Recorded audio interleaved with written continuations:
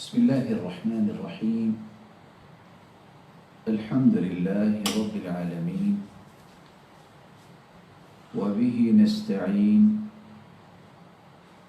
والصلاة والسلام على إمام غر الميامين وعلى آله وصحبه ومن تبعهم بإحسان إلى يوم الدين. أما بعد، فأعوذ بالله من الشيطان الرجيم. وأنزلنا إليك الذكر لتبين للناس ما نزل إليهم ولعلهم يتفكرون.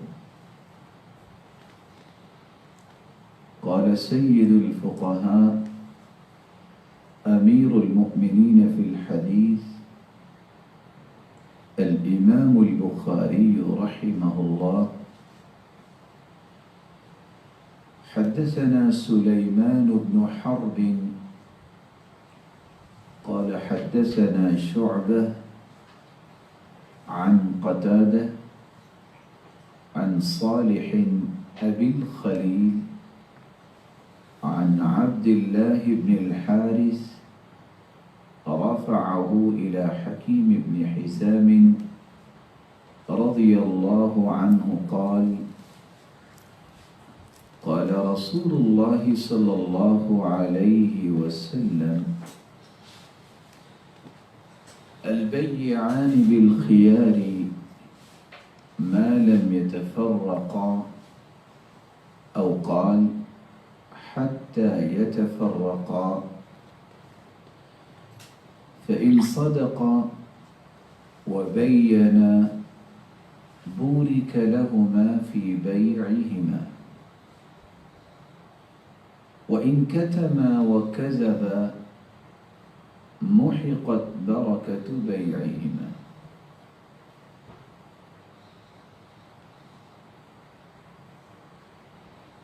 سيد الفقهاء امیر المؤمنین فی الحدیث امام بخاری رحمۃ اللہ علیہ فرماتے ہیں، ہمیں ہمارے استاد نے سلیمان بن حرب نے بیان کیا، اور سلیمان بن حرب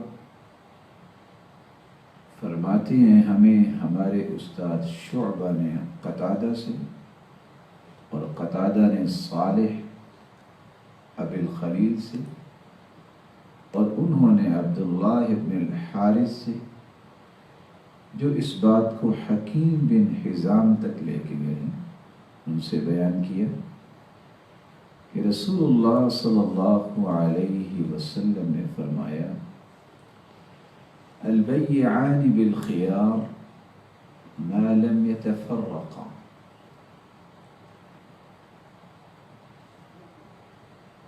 دونوں خرید و فروخت کرنے والے بالخیار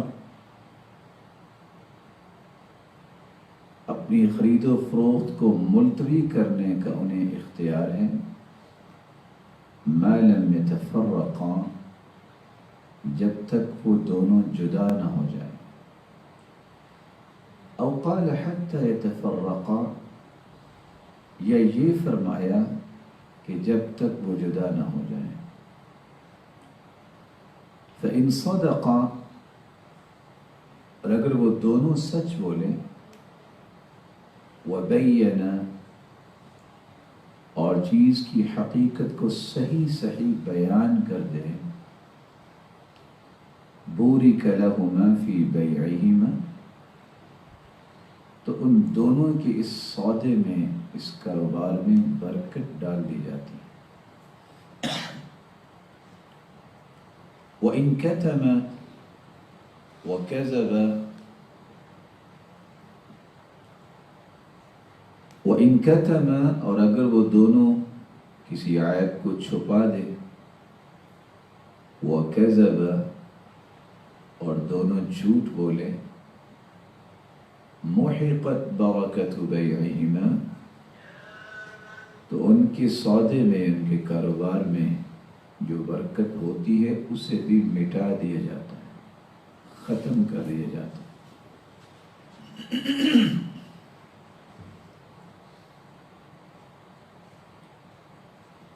رسول اکرم صلی اللہ علیہ وآلہ وسلم نے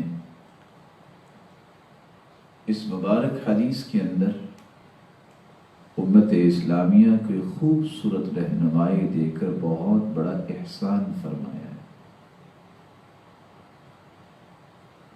انسان جب کوئی چیز خریدتا ہے، بیچتا ہے، کاروبار کرتا ہے، تو بسا اوقات جلد بازی کی بنیاد پر یا بغیر سوچے سمجھے یا اس کے نقصانات پہ اس کی توجہ نہیں ہوتی تو کوئی ایسی چیز خرید لیتا ہے، بیع کر لیتا ہے، ڈیل کر لیتا ہے کہ جو ہی وہ بات کر چکا ہوتا ہے تو پھر اسے سمجھ آتی ہے کہ اس میں تو میرے وہ مقاصد پورے نہیں ہو رہے جن کی بنیاد پر میں نے یہ کاروبار کیا۔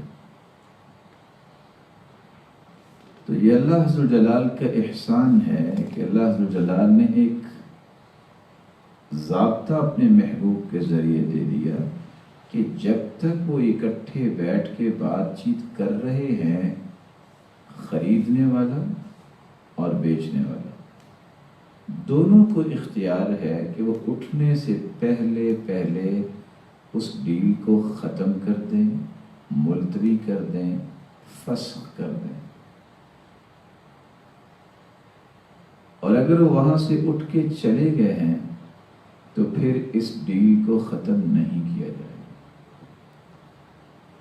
رسول اکرم صلی اللہ علیہ وآلہ وسلم جو دین امت کو پیش کرتے ہیں، اللہ تعالیٰ نے اس کے ایک ایک پہلو میں اس قدر برکت رکھی ہے کہ انسان ہر قسم کے نقصانات سے بچ جاتا ہے۔ شیخ محمد بن صالح العثیمین رحمہ اللہ اس حدیث کی شرح میں لکھتے ہیں، البیعان، اس سے مراد کیا ہے؟ اس سے مراد بائع، بیچنے والا، اور مشتری، خریدنے والا، دونوں ہی مراد۔ لیکن دونوں ہی مراد ہونے کے باوجود لفظ بیعان ہے اور بیع کا لفظ اس پہ غالب ہے۔ تو یہ تغلیب کا قاعدہ ہے، جیسا کہ سورج کو عربی میں شمس کہتے ہیں اور چاند کو قمر کہتے ہیں، تو لفظ بولا جاتا ہے القمران۔ اب سورج کو بھی اور چاند کو بھی جب دونوں کو اکٹھے بولا جائے تو قمران کا لفظ بول دیا جاتا ہے۔ اسی طرح سیدنا ابو بکر اور سیدنا عمر رضی اللہ عنہما، ان دو جلیل القدر صحابہ کے بارے میں لفظ بولا جاتا ہے والعمران۔ یہ عمران ابو بکر و عمر کے بارے میں بولا جاتا ہے۔ تو بیعان سے مراد خریدنے والا بھی ہے اور بیچنے والا بھی ہے، لیکن تغلیب کے باب سے اس میں بیعان کا لفظ بیع کو غالب رکھا گیا، اور شاید کہ اس لیے بھی جب تک بیچنے والا بیچے گا نہیں تو خریدنے والا تو خرید نہیں سکتا۔ البیعان بالخیار، بیچنے والے اور خریدنے والے کو دونوں کو اختیار ہے۔ کس چیز کا اختیار ہے؟ کہ وہ اپنی ڈیل کو ختم کر دے، ما لم یتفرقا، جب تک وہ وہاں سے جدا نہیں ہو جاتے۔ فرقت بالابدان، ان کے جسم الگ نہیں ہو جاتی اس مجلس سے، وہ مجلس ختم نہیں ہو جاتی، اس وقت تک انہیں یہ اختیار ہے کہ وہ یہ کاروبار، یہ ڈیل باقی رکھیں یا اسے توڑ دیں۔ مثال کے طور پہ ایک شخص نے 10 لاکھ کی گاڑی لی ہے، کانٹریکٹ سائن ہوا ہے، ابھی اسی مجلس میں بیٹھے ہوئے ہیں، وہاں بیٹھے بیٹھے بیچنے والا کہے کہ میں نے اپنی گاڑی نہیں بیچنی، تو ٹھیک ہے۔ خریدنے والے کو یہ سمجھ آئی ہے کہ مجھے یہ گاڑی نہیں خریدنی چاہیے، تو کہتا ہے جی میں یہ گاڑی نہیں لینا چاہتا، تو ٹھیک ہے۔ لیکن اگر وہاں سے اٹھ کے چلے گئے تو پھر اس ڈیل کو ختم نہیں کیا جائے گا۔ تو یہ اللہ عز و جلال کی بہت بڑی نعمت ہے انسانیت پر کہ رسول اللہ صلی اللہ علیہ وآلہ وسلم کے ذریعے زندگی کے ہر معاملے میں ان کی رہنمائی کی گئی۔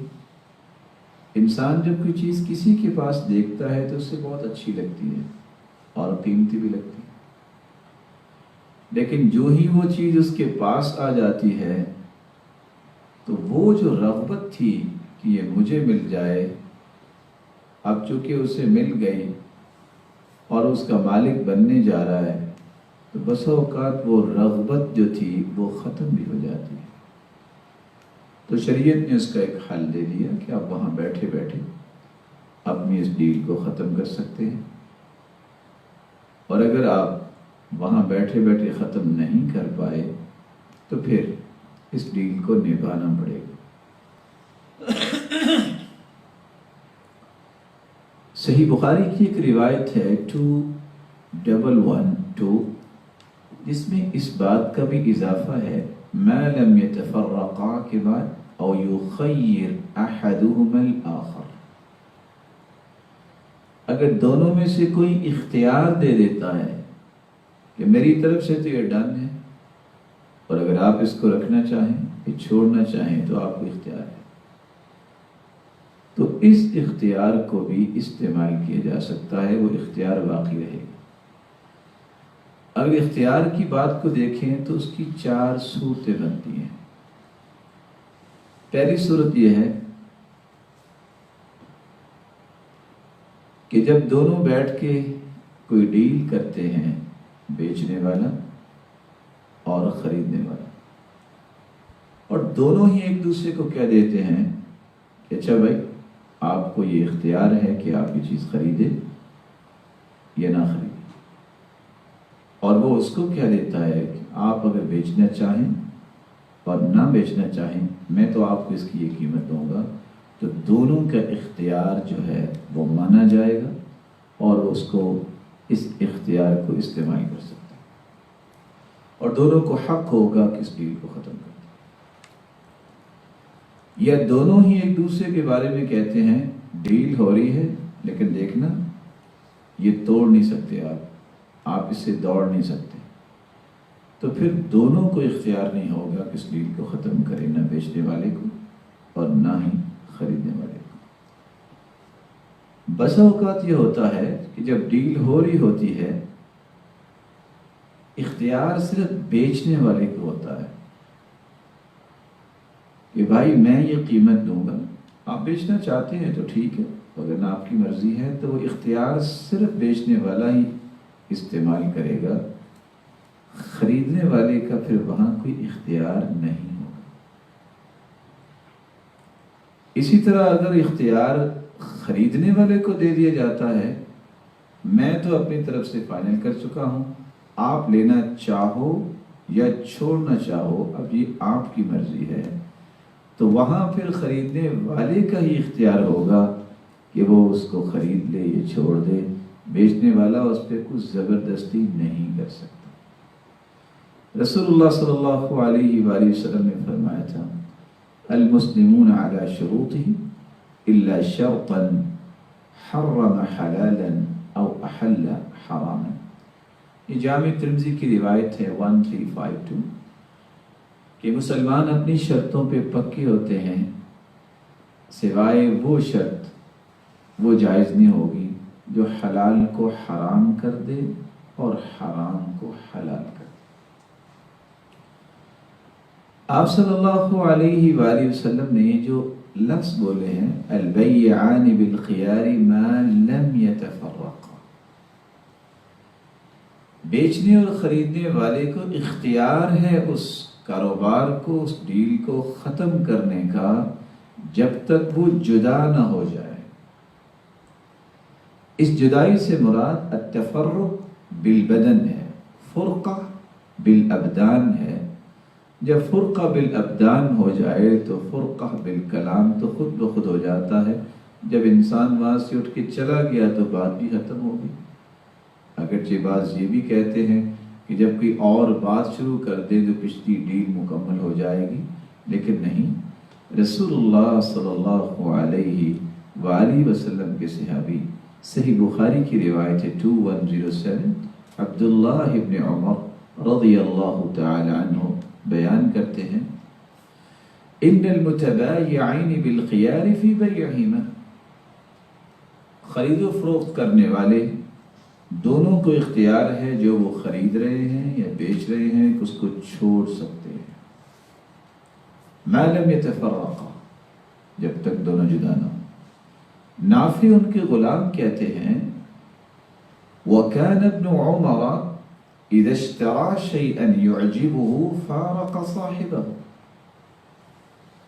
عبداللہ ابن عمر رضی اللہ تعالی عنہ کا یہ طریقہ تھا کہ جب وہ کوئی چیز خریدتے جو انہیں اچھی لگتی تو وہ ڈیل کرنے کے بعد وہاں سے الگ ہو جاتے۔ اور صحیح مسلم کی روایت ہے 1531، ابن ابی عمر بیان کرتے ہیں کہ نافع نے کہا، اذا بايع رجلا فاراد الا يقيله قام فمشى هنية ثم رجع اليه۔ جب کسی سے کوئی بیع و شراء کرتے اور اسی پہ اس کو پختہ کرنا ہوتا تو وہاں سے کھڑے ہوتے، کچھ چلنے کے بعد واپس آتے تاکہ وہ بیع مکمل ہو جائے۔ تو رسول اللہ صلی اللہ علیہ وسلم کا یہ فرمان کہ جب تک وہ جدا نہیں ہوتے اس وقت تک ان کو اختیار ہے کہ وہ اس ڈیل کو ختم کر سکتے ہیں، اور اگر وہاں سے اٹھ کے چلے گئے ہیں تو پھر انہیں یہ اختیار نہیں ہوگا۔ ہاں اگر پھر بھی کوئی اختیار دے دے، 3 دن کا اختیار دیا جا سکتا ہے، جیسا کہ صحیح الجامع کی روایت ہے 5928، من ابتاع محفل او مصرع فهو بالخيار 3 أيام،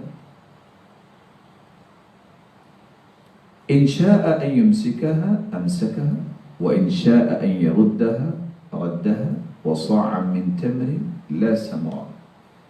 آپ نے ایک جانور خریدا ہے، بکری،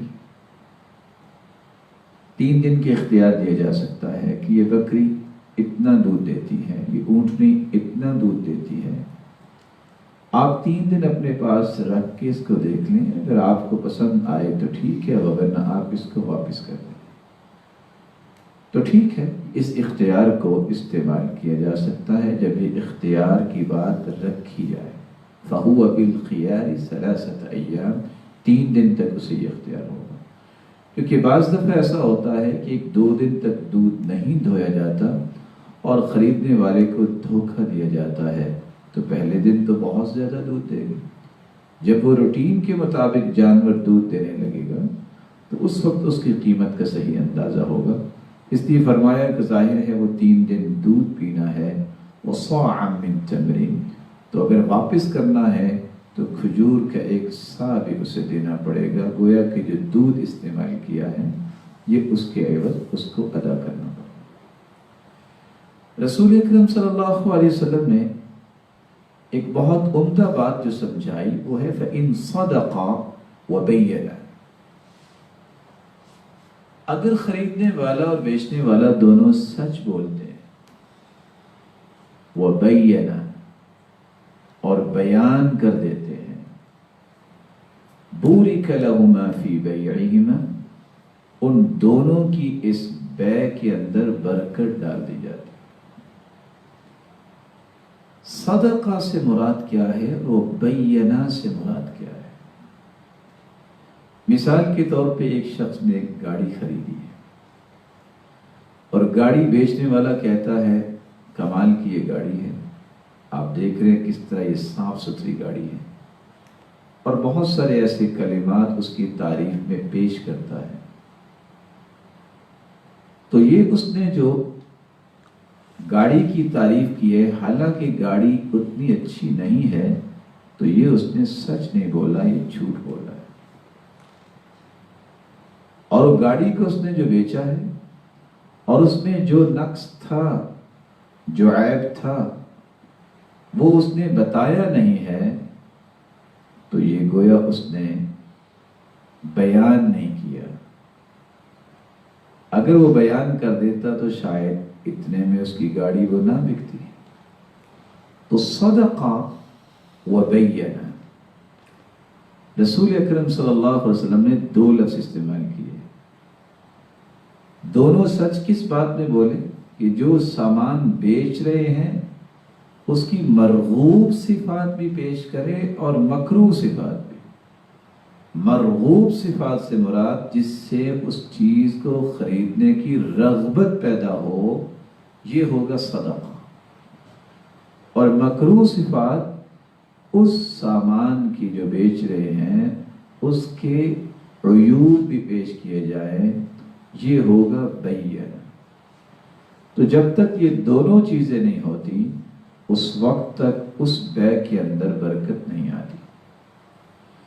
اس کی ایک دوسری مثال بھی پیش کی جا سکتی ہے۔ ایک شخص نے ایک بکری خریدی ہے دوسرے سے، اور بکری بیچنے والا کہتا ہے بہت دودھ دیتی ہے اور اس میں کیا کیا کمالات ہیں، تو یہ جھوٹ ہوگا۔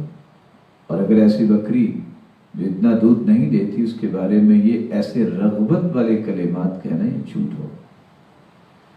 اس نے یہ تو کہا ہے کہ اس میں یہ صفات ہیں، لیکن اس کی عیب بتائے نہیں، اس کو چھپانا نہیں چاہیے تھا، اس کو بتانا چاہیے تھا اس کا یہ عیب بھی ہے۔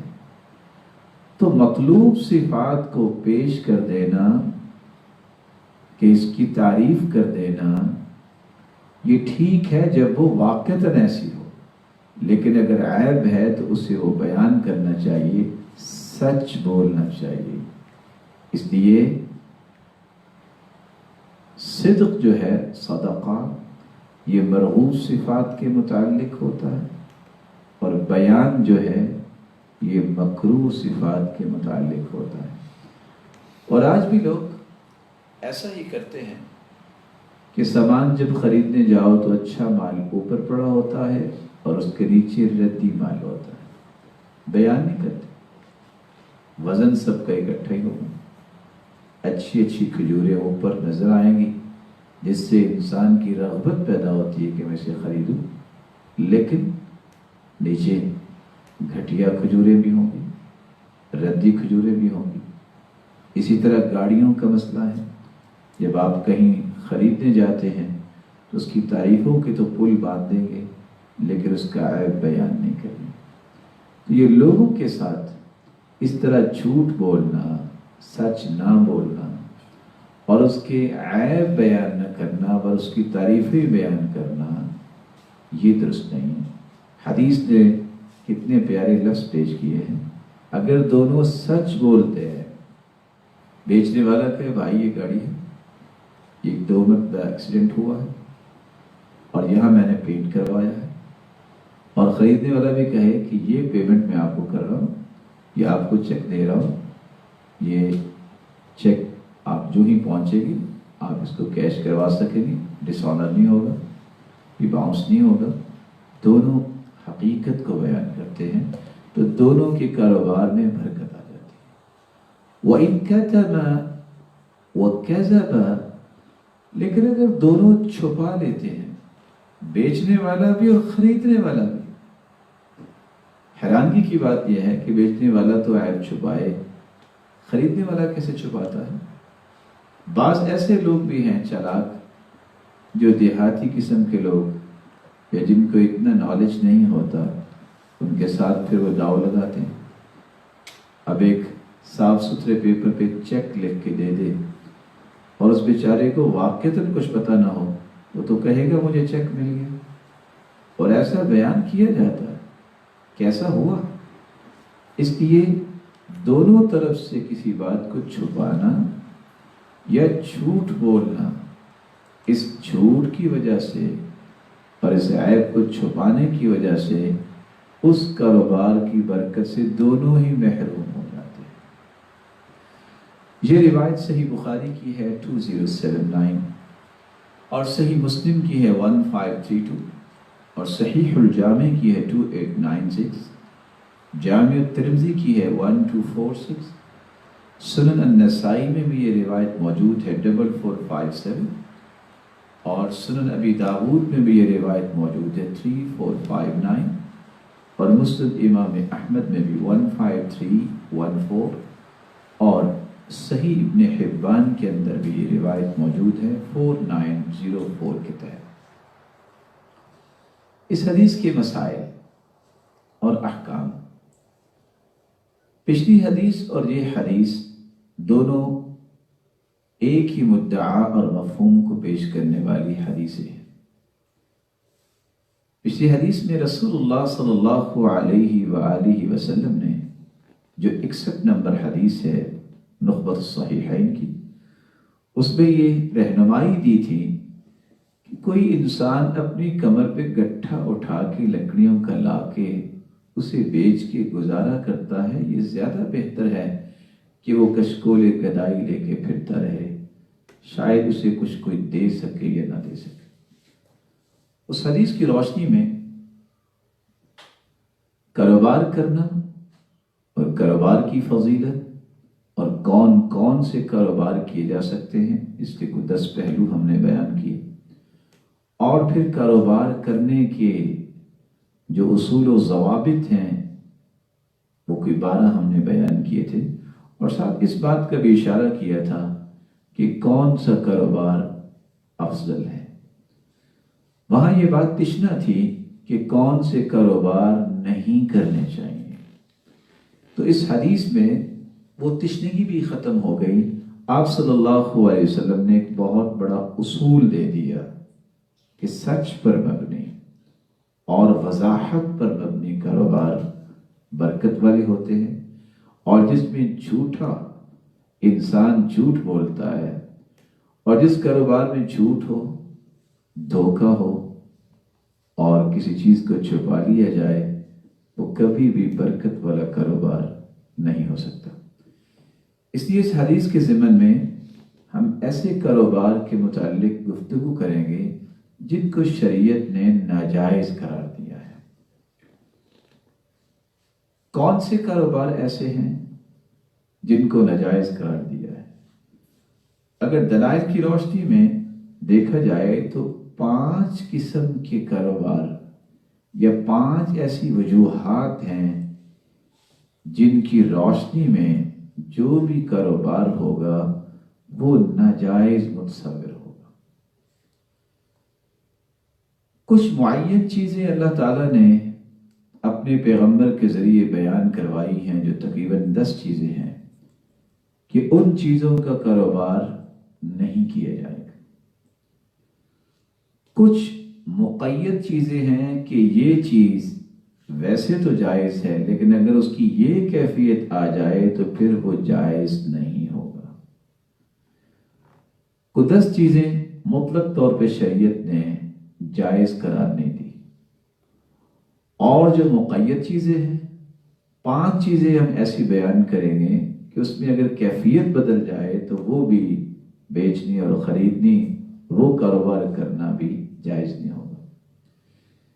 تیسری وجہ یہ ہے کہ اگر کسی چیز میں نقصان کا اندیشہ ہے یا اس میں کوئی مکاری کرتا ہے تو مکر و فریب اگر آ جاتا ہے تو ایسے کاروبار کو بھی شریعت نے جائز قرار نہیں دیا۔ اس کے بارے میں بھی ہم انشاءاللہ 7-8 چیزیں پیش کریں گے۔ چوتھی وجہ یہ بھی ہے کہ ایسا کاروبار جس میں دھوکہ ہو، دجل ہو اور جو جہالت پر مبنی چیزیں ہیں، ایسے کاروبار کو بھی شریعت نے جائز قرار نہیں دیا، اور اس کے متعلق بھی 10 چیزیں ہم انشاءاللہ پیش کریں گے۔ اور 5ویں اور آخری وجہ جس کو شریعت نے ناجائز قرار دیا ہے کہ وہ کاروبار جس کو سودی کاروبار کہتے ہیں، ایسا کاروبار بھی کرنا جائز نہیں ہے، نہ اس میں شریک ہونا جائز ہے۔ تو ہم ترتیب کے ساتھ ان 5 وجوہات کو پیش کریں گے۔ تو آئیے سب سے پہلی وجہ، کون سی ایسی چیزیں ہیں، معین چیزیں جن کو بیچنا اور خریدنا شریعت نے جائز قرار نہیں دیا۔ معین اشیاء سے مراد کیا ہے؟ ایسی چیزیں جن کی شریعت میں کوئی قیمت نہیں ہے، اللہ تعالیٰ نے اس لیے اس کی حرمت کو بیان کروا دیا ہے اور خود بھی بیان کیا ہے۔ سورۃ المائدہ کی آیت نمبر ہے 3، جہاں 3 چیزوں کی حرمت بیان کی گئی ہے۔ تو جب وہ حرام ہیں تو پھر ان کی خرید و فروخت بھی حرام ہے۔ وہ کون سی چیزیں؟ حرمت علیکم المیتۃ والدم ولحم الخنزیر وما أهل لغیر اللہ به، تم پر حرام کیا گیا ہے کیا چیز؟ المیت، مرا ہوا جانور،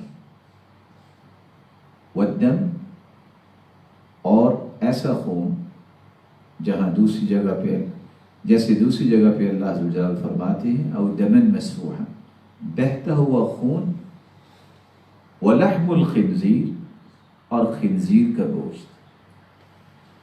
تو خنزیر کے گوشت کا کاروبار، بہتے ہوئے خون کا کاروبار اور مرے ہوئے جانور کا کاروبار یہ جائز نہیں ہے۔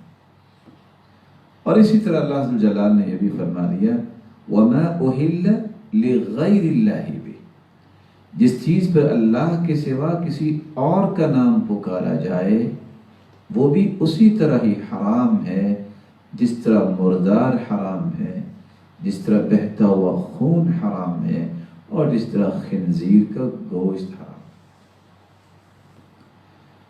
اور اللہ عز و جلال نے ایک دوسری جگہ فرمایا، یہ بھی سورۃ مائدہ کی آیت ہے اور آیت نمبر ہے 90۔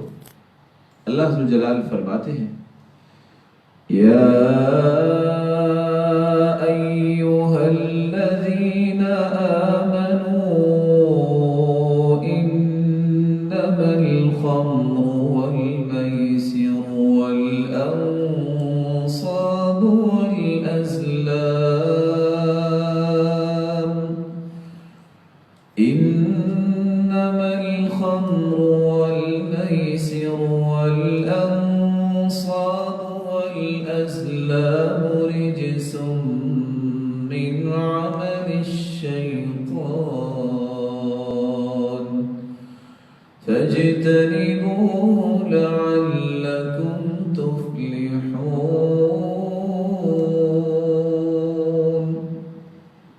اے ایمان کا دعویٰ کرنے والوں، انما الخمر، شراب، والمیسر، اور جوا، والانصاب، اور بت، والازلام، اور یہ پانسے، رجس من عمل الشیطان، یہ ناپاک عمل ہے اور یہ شیطانی عمل ہے۔ یہ چیزیں ناپاک ہیں اور یہ شیطانی کاموں میں سے ہیں۔ فاجتنبوه لعلکم تفلحون، اس لیے تم ان سے بچتے رہنا تاکہ تم نجات پا جاؤ۔ تو شراب کو بھی اللہ عز و جلال نے ناپاک کہہ دیا، جوئے کو بھی، بت کو بھی، اور پانسوں کو بھی۔ سیدنا عبداللہ ابن عباس رضی اللہ تعالیٰ عنہ روایت کرتے ہیں رسول اللہ صلی اللہ علیہ وآلہ وسلم نے فرمایا لعن اللہ الیہود، اللہ تعالیٰ یہودیوں پر لعنت کرے، حرمت علیہم الشحوم فباعوها وَأَكَلُوا أَثْمَانَهَا، ان پر چربی حرام کی گئی تھی لیکن انہوں نے اس کو بھی بیچا اور اس کی قیمت کو کھایا، وَإِنَّ اللَّهَ عَزَّ وَجَلَّ إِذَا حَرَّمَ أَكْلَ شَيْءٍ حَرَّمَ ثَمَنَهُ. اور اللہ عز و جلال جب کوئی چیز حرام کرتے ہیں تو اس کی قیمت بھی حرام کرتے ہیں. تو ان دو آیتوں اور ایک حدیث کی روشنی میں ہمیں یہ بات سمجھ آئی کہ شراب کا کاروبار کسی بھی صورت میں جائز نہیں ہوگا، مردہ جانور کا کاروبار جائز نہیں ہوگا، خنزیر کا کاروبار جائز نہیں ہوگا. اس طرح بت بنا بنا کے بیچنا خریدنا جائز نہیں ہوگا. اور اگرچہ آیت کے اندر اس بات کا بھی تذکرہ ہے کہ جوا بھی یہ بھی ناپاک عمل ہے اور یہ شیطانی عمل ہے. پانچویں اور چھٹی چیز یہ ایک حدیث میں ہی اللہ کے رسول نے بیان کی ہے، اور یہ روایت ہے سنن ابی داود کی 3480 اور صحیح بخاری کی 2238. ان رسول اللہ صلی اللہ علیہ وسلم نہى عن ثمن الدم. رسول اللہ صلی اللہ علیہ وسلم نے خون کی قیمت سے وثمن الکلب اور کتے کی قیمت سے منع کیا ہے. تو ایک شخص اگر کاروبار تو بہت زیادہ ہے، اگر وہ سارے پہلوؤں کو چھوڑ کے اس کام پہ لگ جائے کہ معاشرے میں جتنے کتے ہیں میں ان کو بیچتا ہوں، تو کتے کی بیع و شراء جو ہے یہ جائز قرار نہیں دی گئی. اس سے اللہ کے رسول نے اس کی قیمت دینے سے منع کر دیا. اسی طرح خون کی قیمت دینا اس سے بھی منع کر دیا. اور اوپر بھی اس کا تذکرہ قرآن مجید کی آیت میں بھی آپ سن چکے. سیدنا جابر رضی اللہ تعالیٰ عنہ کی روایت میں ایک ساتویں چیز کا بھی تذکرہ ہے، اور یہ روایت سنن ابن ماجہ کی ہے 2161. نہا رسول اللہ صلی اللہ علیہ وسلم عن ثمن السنور. بلی کی قیمت لینے سے رسول اللہ صلی اللہ علیہ وسلم نے منع فرما دیا. اور سنن ابی داود کی جو روایت ہے 3480 اس میں آپ نے جو فرمان جاری کیا وہ یہ ہے، صحابی بیان کرتے ہیں ان النبی صلی اللہ علیہ وسلم نہى عن ثمن الہرہ. آپ صلی اللہ علیہ وسلم نے بلی کی قیمت سے منع کیا ہے. آٹھویں چیز جس کا کاروبار درست نہیں ہے، انسان کاروبار تو مختلف قسم کی کرتا ہے، لیکن کچھ لوگوں کے شوق کچھ عجیب ہوتے ہیں. اپنے ہاتھ سے تصویریں بنا کے فروخت کرنا، اور انسانوں کی تصویریں جس کی تفصیل تو انشاءاللہ چند احادیث کے بعد ہم بالتفصیل اس کی اقسام پہ بحث کریں گے اور اس کے حکم کے متعلق بحث کریں گے. ہم سرے دست صرف یہاں چونکہ کاروبار کے متعلق بات کرنا چاہ رہے ہیں، اور صحیح بخاری اور صحیح مسلم کی ایک روایت پیش کریں گے. صحیح بخاری میں 2112 اور صحیح مسلم میں 2110 کے تحت ایک حدیث موجود ہے. سیدنا سعید بن ابو الحسن بیان کرتے ہیں، كنت عند ابن عباس رضی اللہ تعالی عنہ. میں عبداللہ بن عباس رضی اللہ تعالی عنہ کے پاس تھا. اذ اتاه رجل، ان کے پاس ایک شخص آیا. فقال، اور وہ کہنے لگا، یا ابن عباس انی انسان انما معیشتی من صنعتی یدی. اے عبداللہ بن عباس، میں ایک ایسا انسان ہوں جس کی معیشت اس کے ہاتھ کی کاریگری ہے. وإنی اصنع هذه التصاویر فأفتنی فیہا. میں تصویریں بناتا ہوں، لہذا مجھے ان کے بارے میں فتویٰ دیجیے. فقال له ابن عباس رضی اللہ تعالی عنہ. تو عبداللہ ابن عباس رضی اللہ تعالی عنہ اسے کہنے لگے، ادن منی، میرے قریب ہو جاؤ. فدنا منہ، وہ قریب ہو گیا. انہوں نے پھر کہا ادن منی، میرے قریب ہو جاؤ. فدنا حتى وضع يده على رأسي. جب انہوں نے کہا کہ میرے قریب ہو جاؤ تو قریب ہوا. انہوں نے اپنا ہاتھ اس کے سر پر رکھا اور فرمایا انبئک بما سمعت من رسول اللہ، میں تجھے وہ بات بتاتا ہوں جو میں نے رسول اللہ صلی اللہ علیہ وسلم سے سنی ہے. کون سی بات؟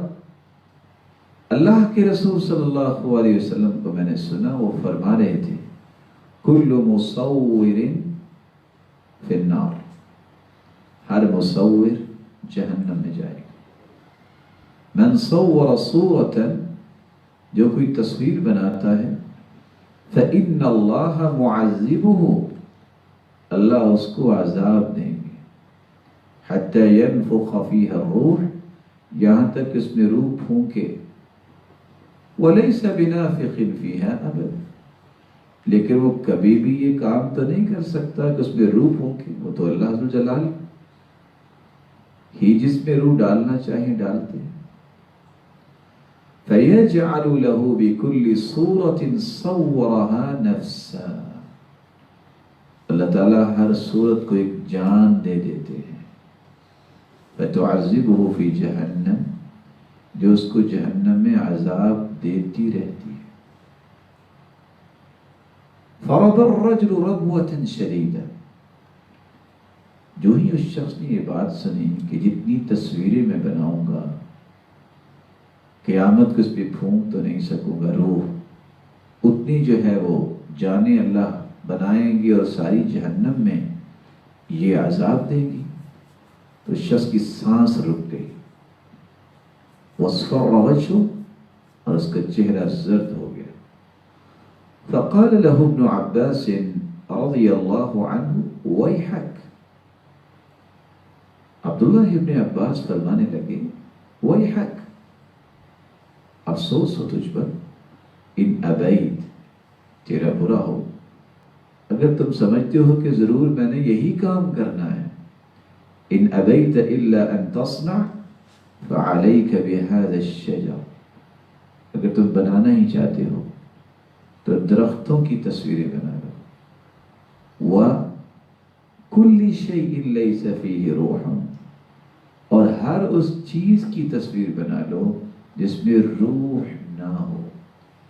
تو عبداللہ ابن عباس رضی اللہ تعالیٰ عنہ نے اس کاروبار کے متعلق رسول اللہ صلی اللہ علیہ وسلم کا فرمان پیش کر کے یہ سمجھانا چاہا کہ تم یہ کاروبار ذی روح کی تصویر کا کاروبار نہ کرو.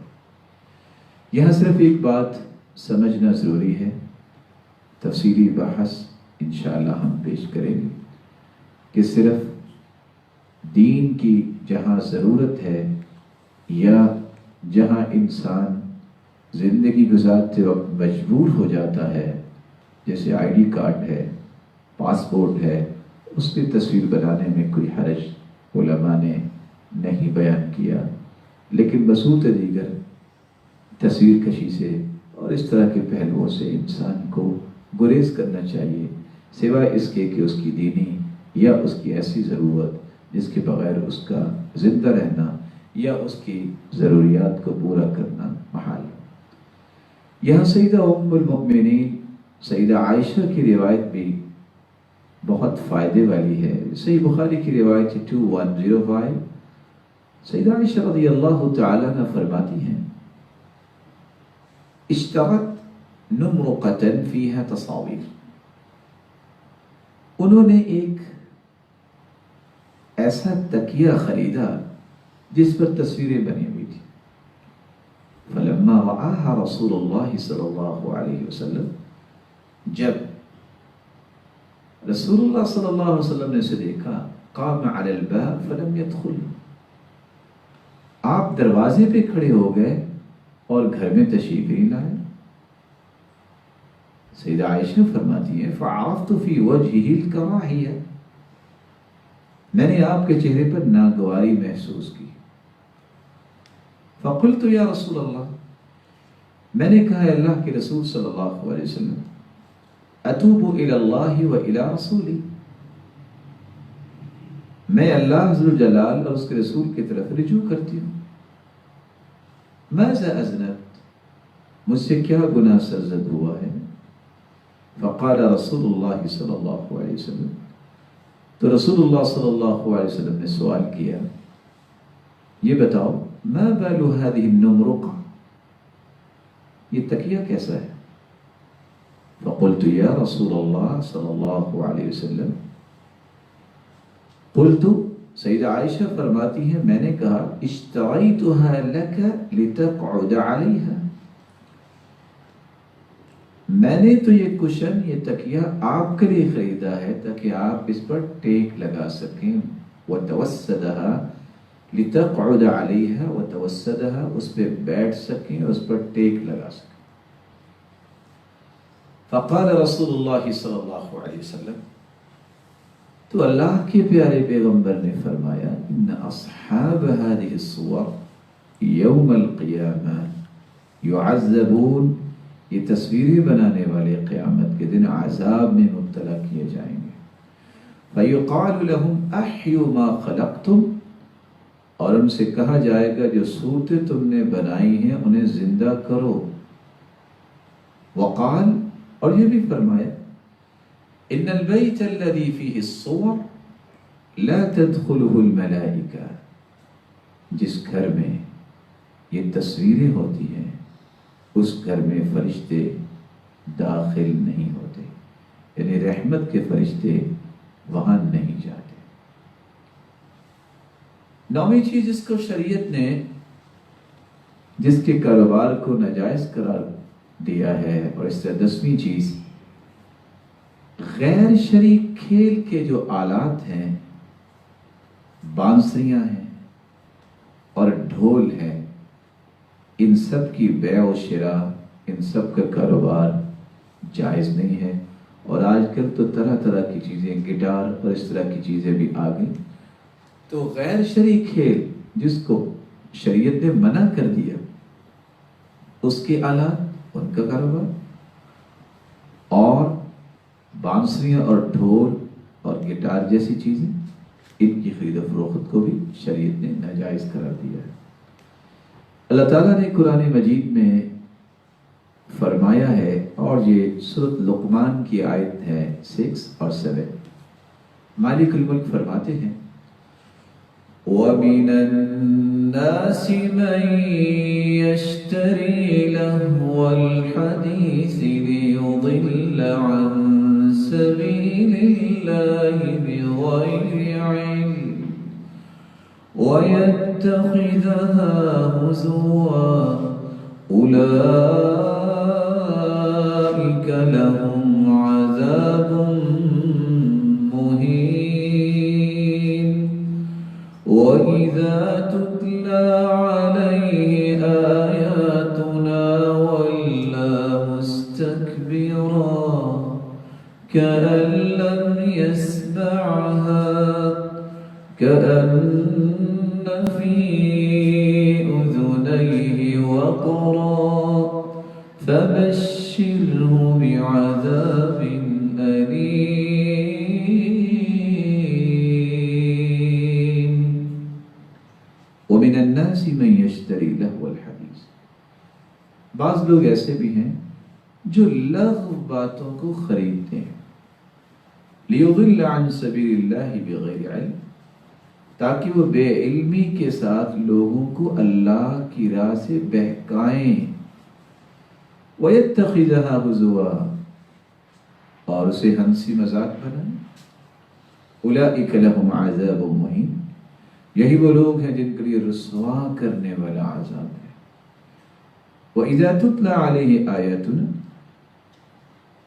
جب اس کے سامنے ہماری آیتیں پڑھی جاتی ہیں، وَلَّى مُسْتَكْبِرًا، تو تکبر کرتا ہے اور اس طرف سے منہ پھیر لیتا ہے.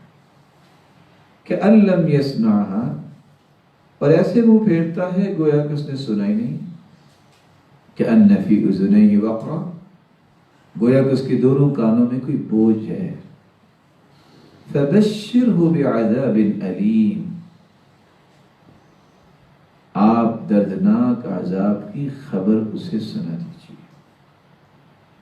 عبداللہ ابن عباس، عبداللہ ابن مسعود رضی اللہ تعالیٰ عنہ، سیدنا عبداللہ ابن مسعود رضی اللہ تعالیٰ عنہ سے جب اس آیت کے بارے میں پوچھا گیا تو عبداللہ ابن مسعود فرمانے لگے الغنا واللہ الذی لا الہ الا ہو یرددها 3 مرات.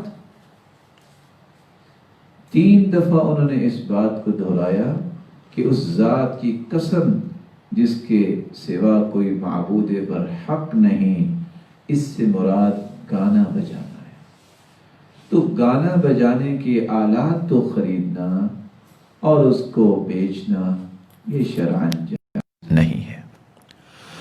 سیدنا ابو مالک اشعری رضی اللہ تعالیٰ عنہ بیان کرتے ہیں، اور یہ سلسلہ صحیحہ کی روایت ہے، رسول مقبول صلی اللہ علیہ وسلم نے فرمایا لا یکونن من امتی اقوام، میری امت میں سے ایسے لوگ بھی ہوں گے یستحلون الحر والحریر والخمر والمعازف، جو زنا، ریشم، شراب اور آلات موسیقی کو جائز اور حلال سمجھیں گے. وَلَيَنزِلَنَّ أَقْوَامٌ إِلَى جَنْبِ عَالَمٍ، کچھ قومیں بلند پہاڑ کے دامن میں پڑاؤ ڈالیں گی. يَرُوحُ عَلَيْهِمْ بِسَارِحَةٍ لَهُمْ يَأْتِيهِمْ یعنی الفقیر لحاجہ، شام کو چرواہا اپنے مویشی لے کر ان کے پاس کسی ضرورت کے لیے آئے گا. فَيَقُولُونَ، وہ اس چرواہے کو کہیں گے ارجع الینا غداً، اچھا آج تم لوٹ جاؤ، کل آنا. فَيُبَيِّتُهُمُ اللَّهُ وَيَضَعُ الْعَلَمَ وَيَمْسَخُ آخَرِينَ قِرَدَةً وَخَنَازِيرَ إِلَى يَوْمِ الْقِيَامَةِ، اللہ تعالیٰ انہیں ہلاک کر دیں گے، پہاڑ کو ان پر دے ماریں گے، اور دوسرے کو روز قیامت تک بندروں اور خنزیروں کی صورتوں میں تبدیل کر دیں گے. کس وجہ سے؟ ان 4 چیزوں کو حلال سمجھنے کی وجہ سے اللہ عز و جلال ان پہ عذاب کیسا ڈالیں گے، ان پر پہاڑ کو دے ماریں گے، اور کتنے ہی ایسے لوگ ہوں گے کسی کو خنزیر اور کسی کو بندر بنا دیں گے، جو قیامت تک بندر اور خنزیر رہیں گے. عبداللہ ابن عمر رضی اللہ تعالی عنہ روایت کرتے ہیں، اور یہ بھی سلسلہ صحیحہ کی روایت ہے 1708، ان اللہ حرم علی امتی،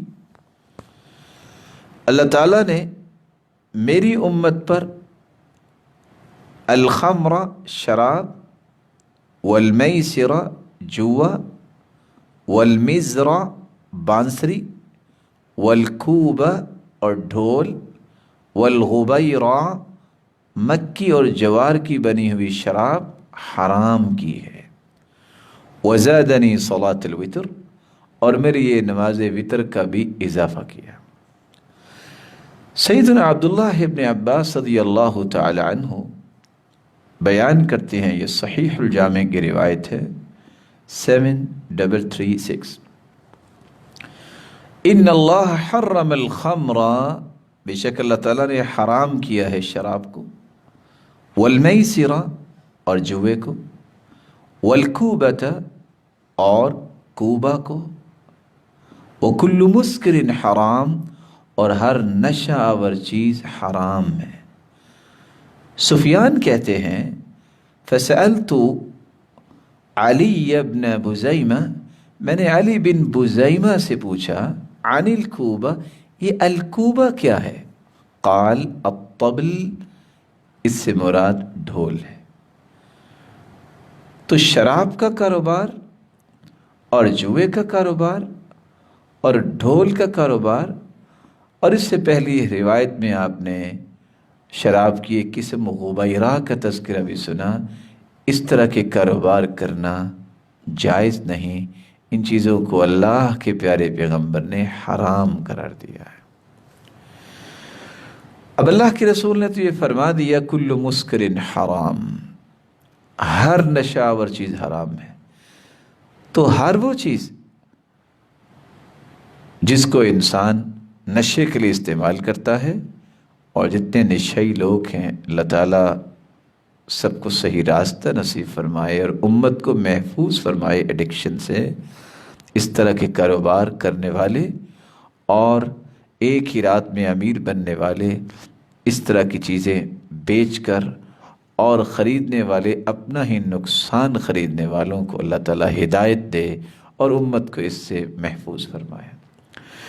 رسول اللہ صلی اللہ علیہ وآلہ وسلم نے ایک اور بات بھی سمجھائی۔ یہ مسند احمد کی روایت ہے 21275۔ روایت کرتے ہیں ابو امامہ رضی اللہ تعالیٰ عنہ، ان اللہ بعثنی رحمتا للعالمین وہدی للعالمین، اللہ تعالیٰ نے مجھے پوری دنیا کے لیے رحمت بنا کے بھیجا ہے اور ہدایت کا پیغام دینے والا بنا کے بھیجا ہے۔ وَأَمَرَنِي رَبِّي عَزَّ وَجَلَّ، اور مجھے میرے رب نے اس بات کا حکم دیا ہے، بِمَحْقِ الْمَعَازِفِ وَالْمَزَامِيرِ وَالْأَوْسَانِ وَالصُّلُبِ وَأَمْرِ الْجَاهِلِيَّةِ، کس بات کا حکم دیا ہے؟ گانے بجانے کے آلات، بانسریاں، بت، صلیبے اور جاہلیت کے امور کو مٹاؤں۔ ایسے آلات جو گانے بجانے والے، بانسریاں ہیں، بت بنے ہوئے ہیں، اور صلیب اور جاہلیت کے جو امور ہیں ان کو محو کرنے کے لیے، اس کو مٹانے کے لیے اور توڑنے کے لیے اللہ کے رسول تشریف لائے ہیں۔ وحلف ربی عز وجل بعزتہ، اور اللہ عز و جلال نے، میرے رب نے اپنی عزت کی قسم اٹھا کے یہ کہا، لا يشرب عبد من عبیدی جرعة من خمر الا سقیتہ من الصدید مثلها یوم القیامہ، میرے بندوں میں سے جو بھی شراب کا ایک گھونٹ بھی پیے گا، قیامت کے دن جہنمیوں کی پیپ میں اسے پلاؤں گا، مغفور اللہ او معذبہ، اسے معاف کر دیا جائے یا عذاب دیا جائے، یہ الگ فیصلہ ہے۔ ولا يسقيها صبيا صغيرا ضعيفا مسلما الا سقيته من الصديد مثلها يوم القيامة، اور جس نے کسی کمزور مسلمان بچے کو شراب پلائی، اس کو قیامت کے دن بھی جہنمیوں کی پیپ پلاؤں گا۔ یہ الگ فیصلہ ہے کہ اس کو بخشنا ہے یا عذاب دینا ہے۔ وَلَا يَتْرُكُهَا مِن مَخَافَتِ إِلَّا سَقَيْتُهُ مِنْ حِيَاضِ الْقُدُسِ يَوْمَ الْقِيَامَةِ، اور جس نے میرے خوف سے شراب چھوڑ دی تو میں اس کو قیامت کے دن مقدس حوضوں سے پانی پلاؤں گا۔ وَلَا يَحِلُّ بَيْعُهُنَّ وَلَا شِرَاؤُهُنَّ، ان کو بیچنا، خریدنا، وَلَا تَعْلِيمُهُنَّ، ان کی تعلیم دینا، وَلَا تِجَارَةٌ فِيهِنَّ، اور ان کی تجارت کرنا، وَثَمَنُهُنَّ، حرام، اور ان کی قیمت بھی حرام ہے۔ تو ہمارے پاس ان معین چیزوں کا تذکرہ ہوا، شراب، مردار، خنزیر، بت، کتا، خون اور بلی اور تصویریں اور غیر شرعی کھیل کے آلات، اور اسی طرح بانسریاں اور ڈھول، ان چیزوں سے شریعت نے چونکہ منع کیا ہے تو ان کا کاروبار جائز نہیں ہوگا، کیونکہ اس میں اللہ عز و جلال کی نافرمانی ہے اور اس کو حرام کیا گیا ہے اور اس سے منع کیا گیا ہے۔ 5 پہلو ایسے ہیں جن کو مقید اشیاء کی تجارت کہا گیا ہے، یعنی وہ چیزیں ویسے تو بیچنی اور خریدنی جائز ہیں، لیکن کسی سبب کی وجہ سے ان کی تجارت جائز نہیں ہوگی۔ مثال کے طور پہ قرآن مجید کا نسخہ ہے، اب قرآن مجید پرنٹ کیا جاتا ہے، اس کو خریدا بھی جاتا ہے، بیچا بھی جاتا ہے، ٹھیک ہے، لیکن کافر کو قرآن مجید کا نسخہ بیچنا، اس میں خطرہ کیا ہے کہ وہ اس کی بے حرمتی کرے گا۔ رسول اکرم صلی اللہ علیہ وآلہ وسلم کے صحابی عبداللہ ابن عمر فرماتے ہیں، یہ صحیح بخاری کی روایت ہے 2990، ان رسول اللہ صلی اللہ علیہ وسلم نہى عن يسافر بالقرآن الى ارض العدو، رسول کریم صلی اللہ علیہ وسلم نے دشمن کے ملک کی طرف قرآن کو ساتھ لے کر سفر کرنے سے منع کیا، کہیں وہ اس قرآن کی بے حرمتی نہ کرے۔ اور صحیح مسلم کی روایت کے الفاظ یہ ہیں 1896 کے تحت، كان ينهى أن يسافر بالقرآن إلى أرض العدو مخافة أن يناله العدو، دشمن کے ملک کی طرف قرآن کو ساتھ لے کر سفر کرنے سے منع کرتے تھے اللہ کے رسول صلی اللہ علیہ وسلم، اس ڈر سے کہ کہیں وہ اس قرآن کی بے حرمتی نہ کرے، اس ڈر سے کہ کہیں وہ اس قرآن مجید کے نسخے کے ساتھ بے حرمتی کا سلوک نہ کرے۔ تو اس وجہ سے اس قرآن مجید کی بے جو ہے وہ جائز نہیں ہوگی، دشمن کو موقع دینا کہ وہ اس کے تقدس کو، اس کی عظمت کو اور قدسیت کو پامال کرے۔ اسی طرح انگور کی بے، مسلمان کھاتے ہیں انگور، خریدا بھی جاتا ہے، بیچا بھی جاتا ہے، یہ اللہ تعالیٰ کی ایک نعمت ہے، لیکن انگور کے موسم میں اس کو اتارنے کا جو وقت ہے نہ اتارا جائے اور روک لیا جائے اور بعد میں کسی یہودی عیسائی یا کسی ایسے شخص کو دے جو اس کی شراب بنائے گا، تو یہ طریقہ درست نہیں ہوگا۔ یہ روایت طبرانی کی المعجم الاوسط کی ہے 5352، اور روایت کے الفاظ ہیں من حبس العنب ایام القطاف حتى يبيعه من يهودي او نصراني او ممن يتخذه خمرا فقد تقحم النار على بصيرة، جو شخص انگور کو ان کے اتارنے کے موسم میں روک لے اور بعد میں کسی یہودی عیسائی یا شراب بنانے والے کو بیچ دے تو بصیرت رکھنے کے باوجود اپنے آپ کو جہنم میں داخل کرتا ہے۔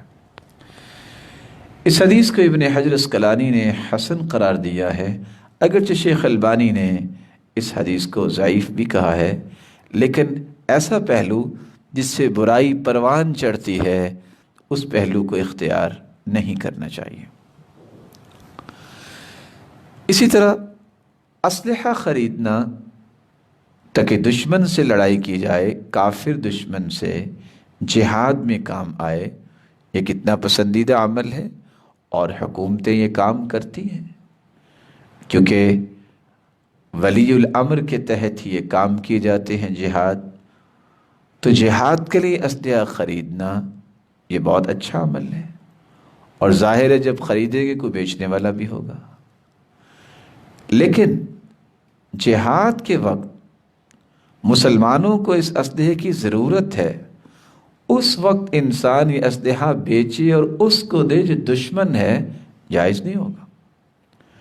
امام بخاری رحمۃ اللہ علیہ نے صحیح بخاری میں جو باب باندھا ہے اس کا معنی یہ ہے، فتنہ فساد کے دور میں اسلحہ ہتھیار فروخت کرنا، اور پھر عمران بن حسین رضی اللہ تعالیٰ عنہ کی بات نقل کی ہے، اس کو ناپسند کرتے تھے، جیسا کہ صحیح بخاری میں 2100 حدیث سے قبل امام بخاری نے اس بات کو نقل کیا، اور ابن حجر اسقلانی رحمۃ اللہ علیہ اس باب پر تعلیق جو لگاتے ہیں وہ یہ ہے کہ فتنے سے مراد وہ جنگیں جو مسلمانوں کے درمیان ہوتی ہیں، کیونکہ اس وقت اسلحہ بیچنا خریدنے والے کے ساتھ تعاون ہوگا، اور ابن بطال رحمہ اللہ فرماتے ہیں کہ فتنے کے دور میں اسلحہ بیچنا اس لیے ناپسند کیا گیا ہے کیونکہ اس میں گناہ پر تعاون ہے۔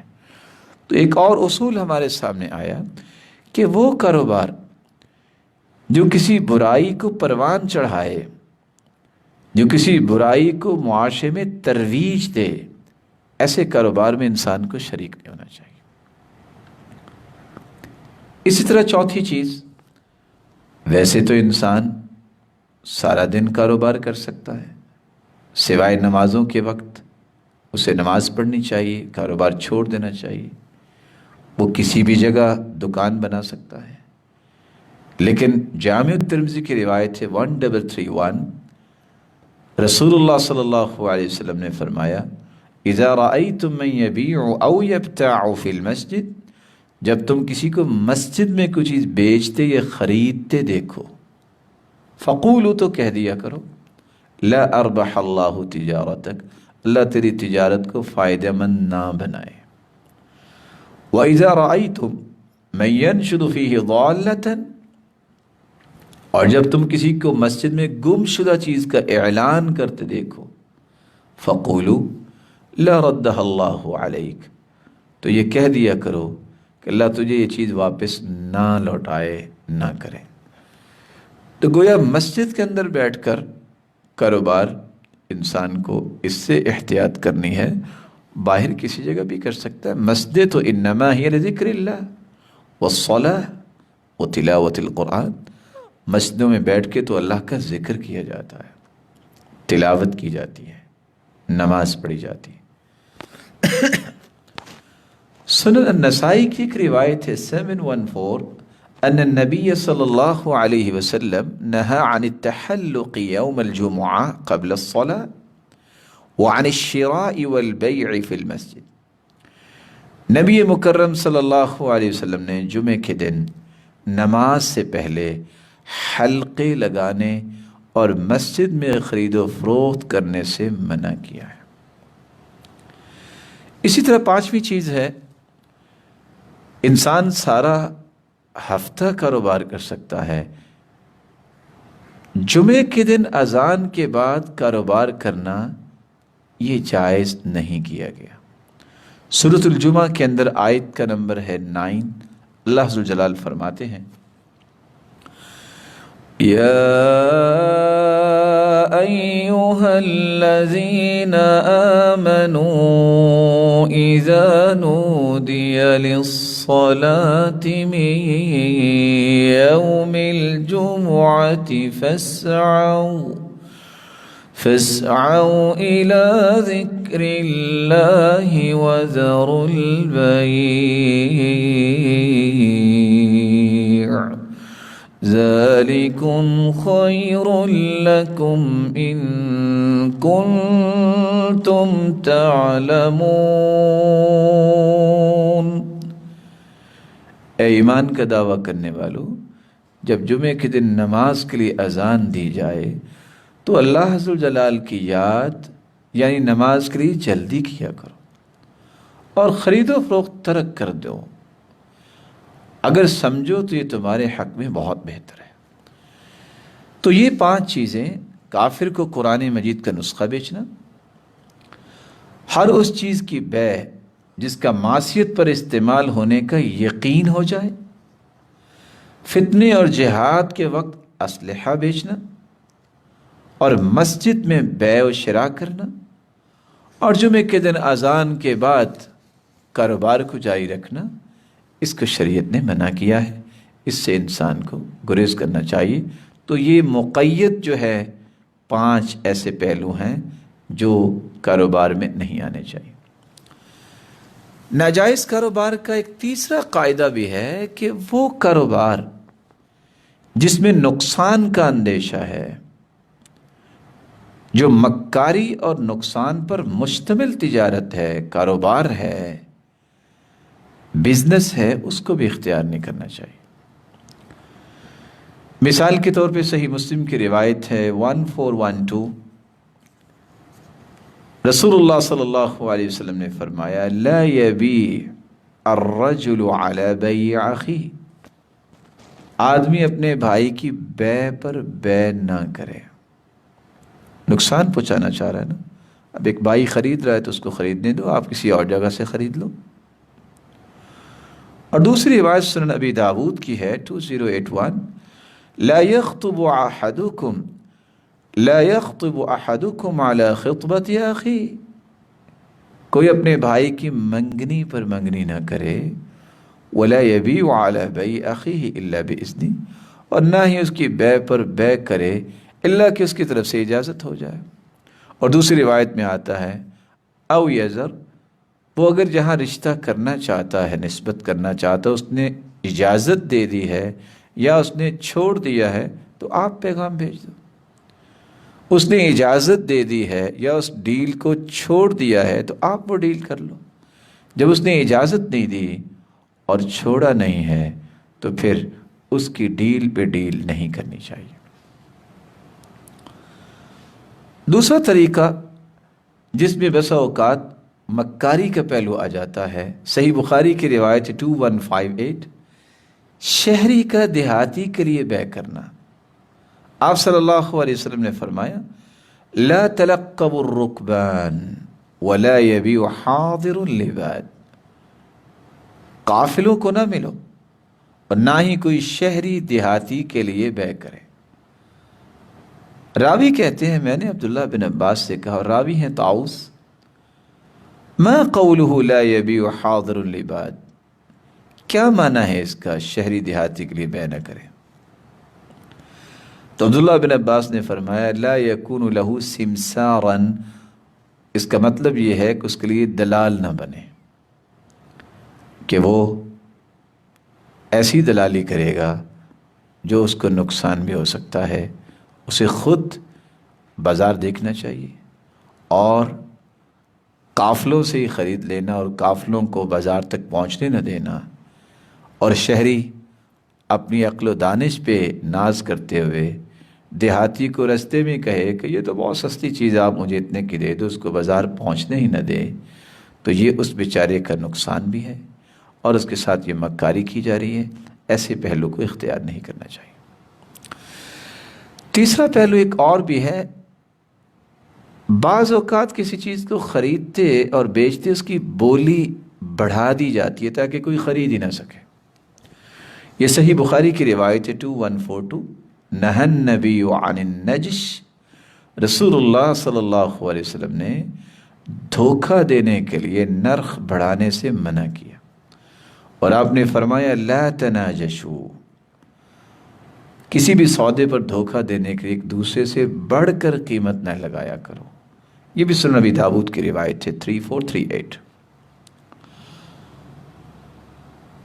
چوتھا پہلو ہے جس میں نقصان اور مکاری کا پہلو ہے، باہر سے کوئی سامان لانے والا تاجر سامان لاتا ہے اور ابھی شہر میں پہنچا ہی نہیں ہے، اسے پہلے ہی جا کر مل کے اس سے نیگوشیٹ کر کے سستے داموں اس سے وہ مال خرید لینا اور اس مکاری کے ذریعے اس بیچارے کو پروفٹ سے محروم کر دینا. صحیح مسلم کی روایت ہے 1519، نہا رسول اللہ صلی اللہ علیہ وسلم ان یتلقى الجلب، آپ صلی اللہ علیہ وسلم نے منع فرمایا ہے کہ منڈی میں سامان لانے والوں سے راستے میں ہی ملاقات کی جائے اور اس سے یہ سودے بازی کر لی جائے. اور صحیح مسلم کی روایت 1515 کے تحت یہ الفاظ بھی موجود ہیں، ان رسول اللہ صلی اللہ علیہ وسلم نہى عن التلقی للرکبان، آپ صلی اللہ علیہ وسلم نے منع کیا ہے کہ منڈی میں سامان لانے والوں سے راستے میں ہی ملاقات کی جائے اور پھر ان سے اس طرح کے پہلو پیش کیے جائے. اور آپ نے یہاں تک فرمایا لا تلقوا الجلب، منڈی میں سامان لانے والوں سے راستے میں ہی ملاقات نہ کرو. فمن تلقاه فاشترى منه، جس نے ملاقات کر کے کوئی چیز خرید لی، کوئی سودا کر لیا، فإذا أتى سيده السوق فهو بالخيار، اور پھر اس کا مالک بھی منڈی پہنچ گیا تو اس کو اختیار ہوگا کہ وہ تمہیں بیچے کہ کسی اور کو بیچے. یہ صحیح مسلم کی روایت ہے 1519. رسول اللہ صلی اللہ علیہ وسلم نے ایک پانچواں پہلو ہی پیش کیا ہے. نہا رسول اللہ صلی اللہ علیہ وسلم عن بیع فضل الماء، زائد پانی کو بیچنے سے رسول اللہ صلی اللہ علیہ وسلم نے منع کیا ہے. صحیح مسلم 1565. جابر رضی اللہ تعالیٰ عنہ نے ایک حقیقت بھی پیش کی ہے اللہ کے رسول کے کلام سے، جو صحیح ابن حبان کی روایت ہے 4953. نہا عن بیع فضل الماء لیمنع به الکلأ، زائد پانی کو بیچنے سے کیوں منع کیا؟ تاکہ اس کے ذریعے چارے کو روکا جائے. تو یہ طریقہ اختیار کرنا کہ چارہ نہ ہو تو جانوروں کے لیے تو نقصان ہو گیا نا، اور اگر گھاس ہوگا، چارہ ہوگا، انسانوں کے بھی کام آئے گا گھاس پہ بیٹھنا، اور چارہ جو ہے وہ جانوروں کے بھی کام آئے گا. رسول اللہ صلی اللہ علیہ وسلم نے ایک چھٹا طریقہ بھی ناجائز قرار دیا ہے، جس میں بھی مکاری نظر آتی ہے، وہ ہے ذخیرہ اندوزی کرنا. صحیح مسلم کی روایت ہے 129 اور مسند احمد کی روایت ہے 8602. من احتکر حکرة يريد ان يغلی بها على المسلمین فهو خاطئ.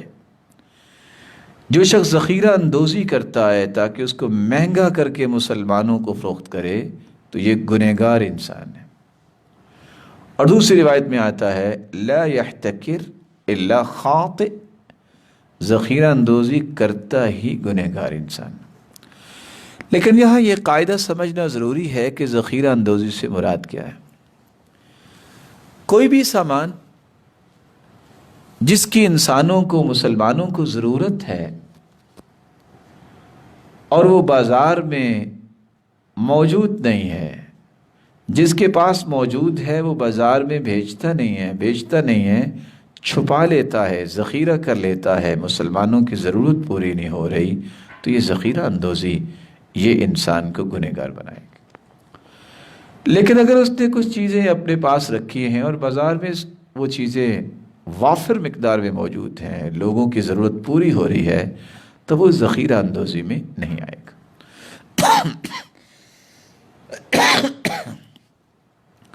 ساتواں پہلو جس میں مکاری نظر آتی ہے، ایسے کاروبار میں بھی شریک نہیں ہونا چاہیے. صحیح مسلم کی روایت ہے 102. دھوکے اور مکر و فریب پر مشتمل جو کاروبار ہوگا. ان رسول اللہ صلی اللہ علیہ وسلم مر على صبرة طعام فأدخل يده فيها فنالت أصابعه بللا. رسول کریم صلی اللہ علیہ وسلم غلے کے ایک ڈھیر کے پاس سے گزرے، آپ نے اپنا ہاتھ اس ڈھیر میں داخل کیا تو آپ کی انگلیوں کو تری لگی، یعنی پانی لگا. آپ نے فرمایا ما هذا یا صاحب الطعام، غلے کے مالک یہ کیا؟ قال اصابته السماء یا رسول اللہ کے رسول صلی اللہ علیہ وسلم رات کو بارش آئی تھی. قال افلا جعلته فوق الطعام كي يراه الناس، تو تو نے اس غلے کو اوپر کیوں نہیں رکھا جس کو بارش پہنچی تھی، تاکہ لوگ اس کو دیکھ لیتے. من غش فلیس منی، جس نے دھوکہ کیا وہ مجھ سے نہیں ہے، اس کا میرے ساتھ تعلق نہیں ہے.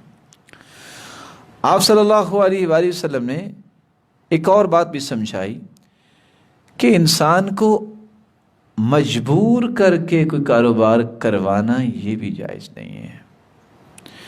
قرآن مجید میں اللہ ذوالجلال فرماتے ہیں، یہ سورۃ النساء کی آیت نمبر 29 ہے، یا ایھا الذین آمنوا لا تأکلوا اموالکم بینکم بالباطل الا ان تكون تجارة عن تراض منكم وَلَا تَقْتُلُوا أَنفُسَكُمْ إِنَّ اللَّهَ كَانَ بِكُمْ رَحِيمًا۔ ایمان کے دعوے دارو، ایک دوسرے کا مال ناحق نہ کھاؤ۔ ہاں اگر آپس کی رضامندی سے تجارت کا لین دین ہو اور اس سے مالی فائدہ ہو جائے تو وہ جائز ہے، اور اپنے آپ کو ہلاک نہ کرو۔ کچھ شک نہیں اس بات میں کہ اللہ تم پر مہربان ہے۔ اور سنن ابن ماجہ کی روایت ہے 2185، رسول اللہ صلی اللہ علیہ وسلم نے فرمایا انما البیع عن تراض، کاروبار ہوتا ہی وہ ہے جو آپس کی رضامندی سے ہوتا ہے۔ کسی کو گن پوائنٹ پہ کہنا کہ سائن کرو، کانٹریکٹ سائن ہو رہا ہے، تو اس طرح کی چیزوں کو شریعت نے جائز قرار نہیں دیا۔ تو ہر وہ کاروبار جس میں مکاری ہو، جس میں نقصان کسی کو دینا مقصود ہو، وہ جائز نہیں ہوگا۔ وہ کسی کی ڈیل پر ڈیل کرنا ہو، یا شہری دیہاتی کے ساتھ بے کرتا ہے، اور اسی طرح بولی بڑھا دینا تاکہ کوئی خرید نہ سکے۔ اسی طرح باہر سے جو سامان لانے والا ہے، تاجر شہر پہنچنے سے پہلے اسے خرید لے، یا یہ اضافی پانی کی خرید و فروخت ہے۔ اور اسی طرح ذخیرہ اندوزی کرنا اور دھوکے اور فریب پر مشتمل جو کاروبار ہے، یا دھکے سے زبردستی کسی کو کاروبار پر مجبور کرنا، یہ سارے پہلو جائز نہیں ہوں گے۔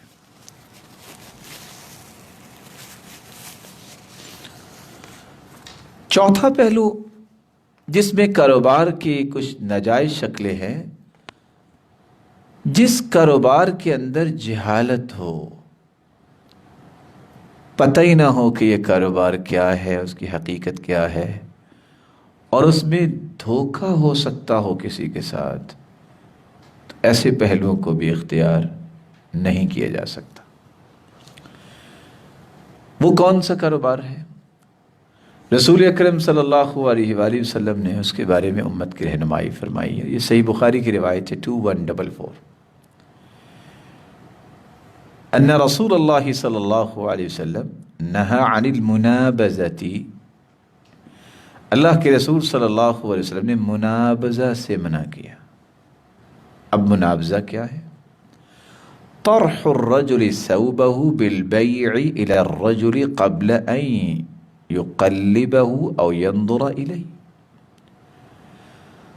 ایک آدمی دوسرے آدمی کی طرف بیچنے کے لیے کپڑا پھینکتا ہے، کپڑے کا تھان پھینکتا ہے، اس کو الٹ پلٹ کرنے یا اس کو دیکھنے سے پہلے کہتا ہے یہ میں تھان جو پھینک رہا ہوں یہ اتنے کا ہے، وہ کہتا ہے ٹھیک ہے۔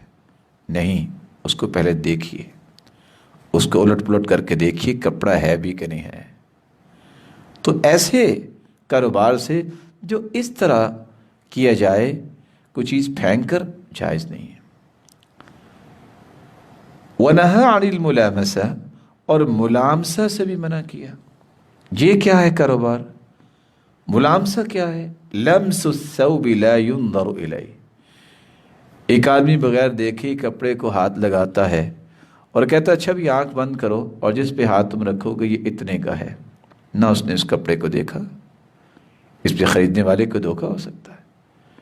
اور وہ جہالت بھی ہے اس میں کہ اس کو پتہ ہی نہیں ہے کہ کپڑا کون سا ہے، اس کی قیمت کتنی ہوگی، وہ کس بنیاد پہ اس کی قیمت اتنی لگا رہا ہے۔ تو رسول اکرم صلی اللہ علیہ وسلم نے ان دونوں پہلوؤں کو ناجائز قرار دے دی، کیونکہ اس میں دھوکہ اور جہالت موجود ہے۔ اسی طرح کنکری والی بے، ایسا کاروبار کچھ لوگ زیادہ ہی دانشور بننے کی کوشش کرتے ہیں۔ وہ کیا کرتے ہیں؟ لو جی یہ میرے ہاتھ میں ایک کنکری ہے، یہ جس چیز پہ جا کے گرے گی وہ اتنے کی ہو۔ اب وہ چیز کیا ہے؟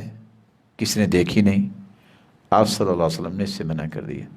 نہا رسول اللہ صلی اللہ علیہ وسلم عن بیع الغرر و بیع الحصى، نہا رسول اللہ صلی اللہ علیہ وسلم عن بیع الغرر و بیع الحصى، آپ صلی اللہ علیہ وسلم نے ہر اس کاروبار سے منع کر دیا جو دھوکے کا کاروبار، اور کنکری کی بے سے بھی منع کرتی ہے۔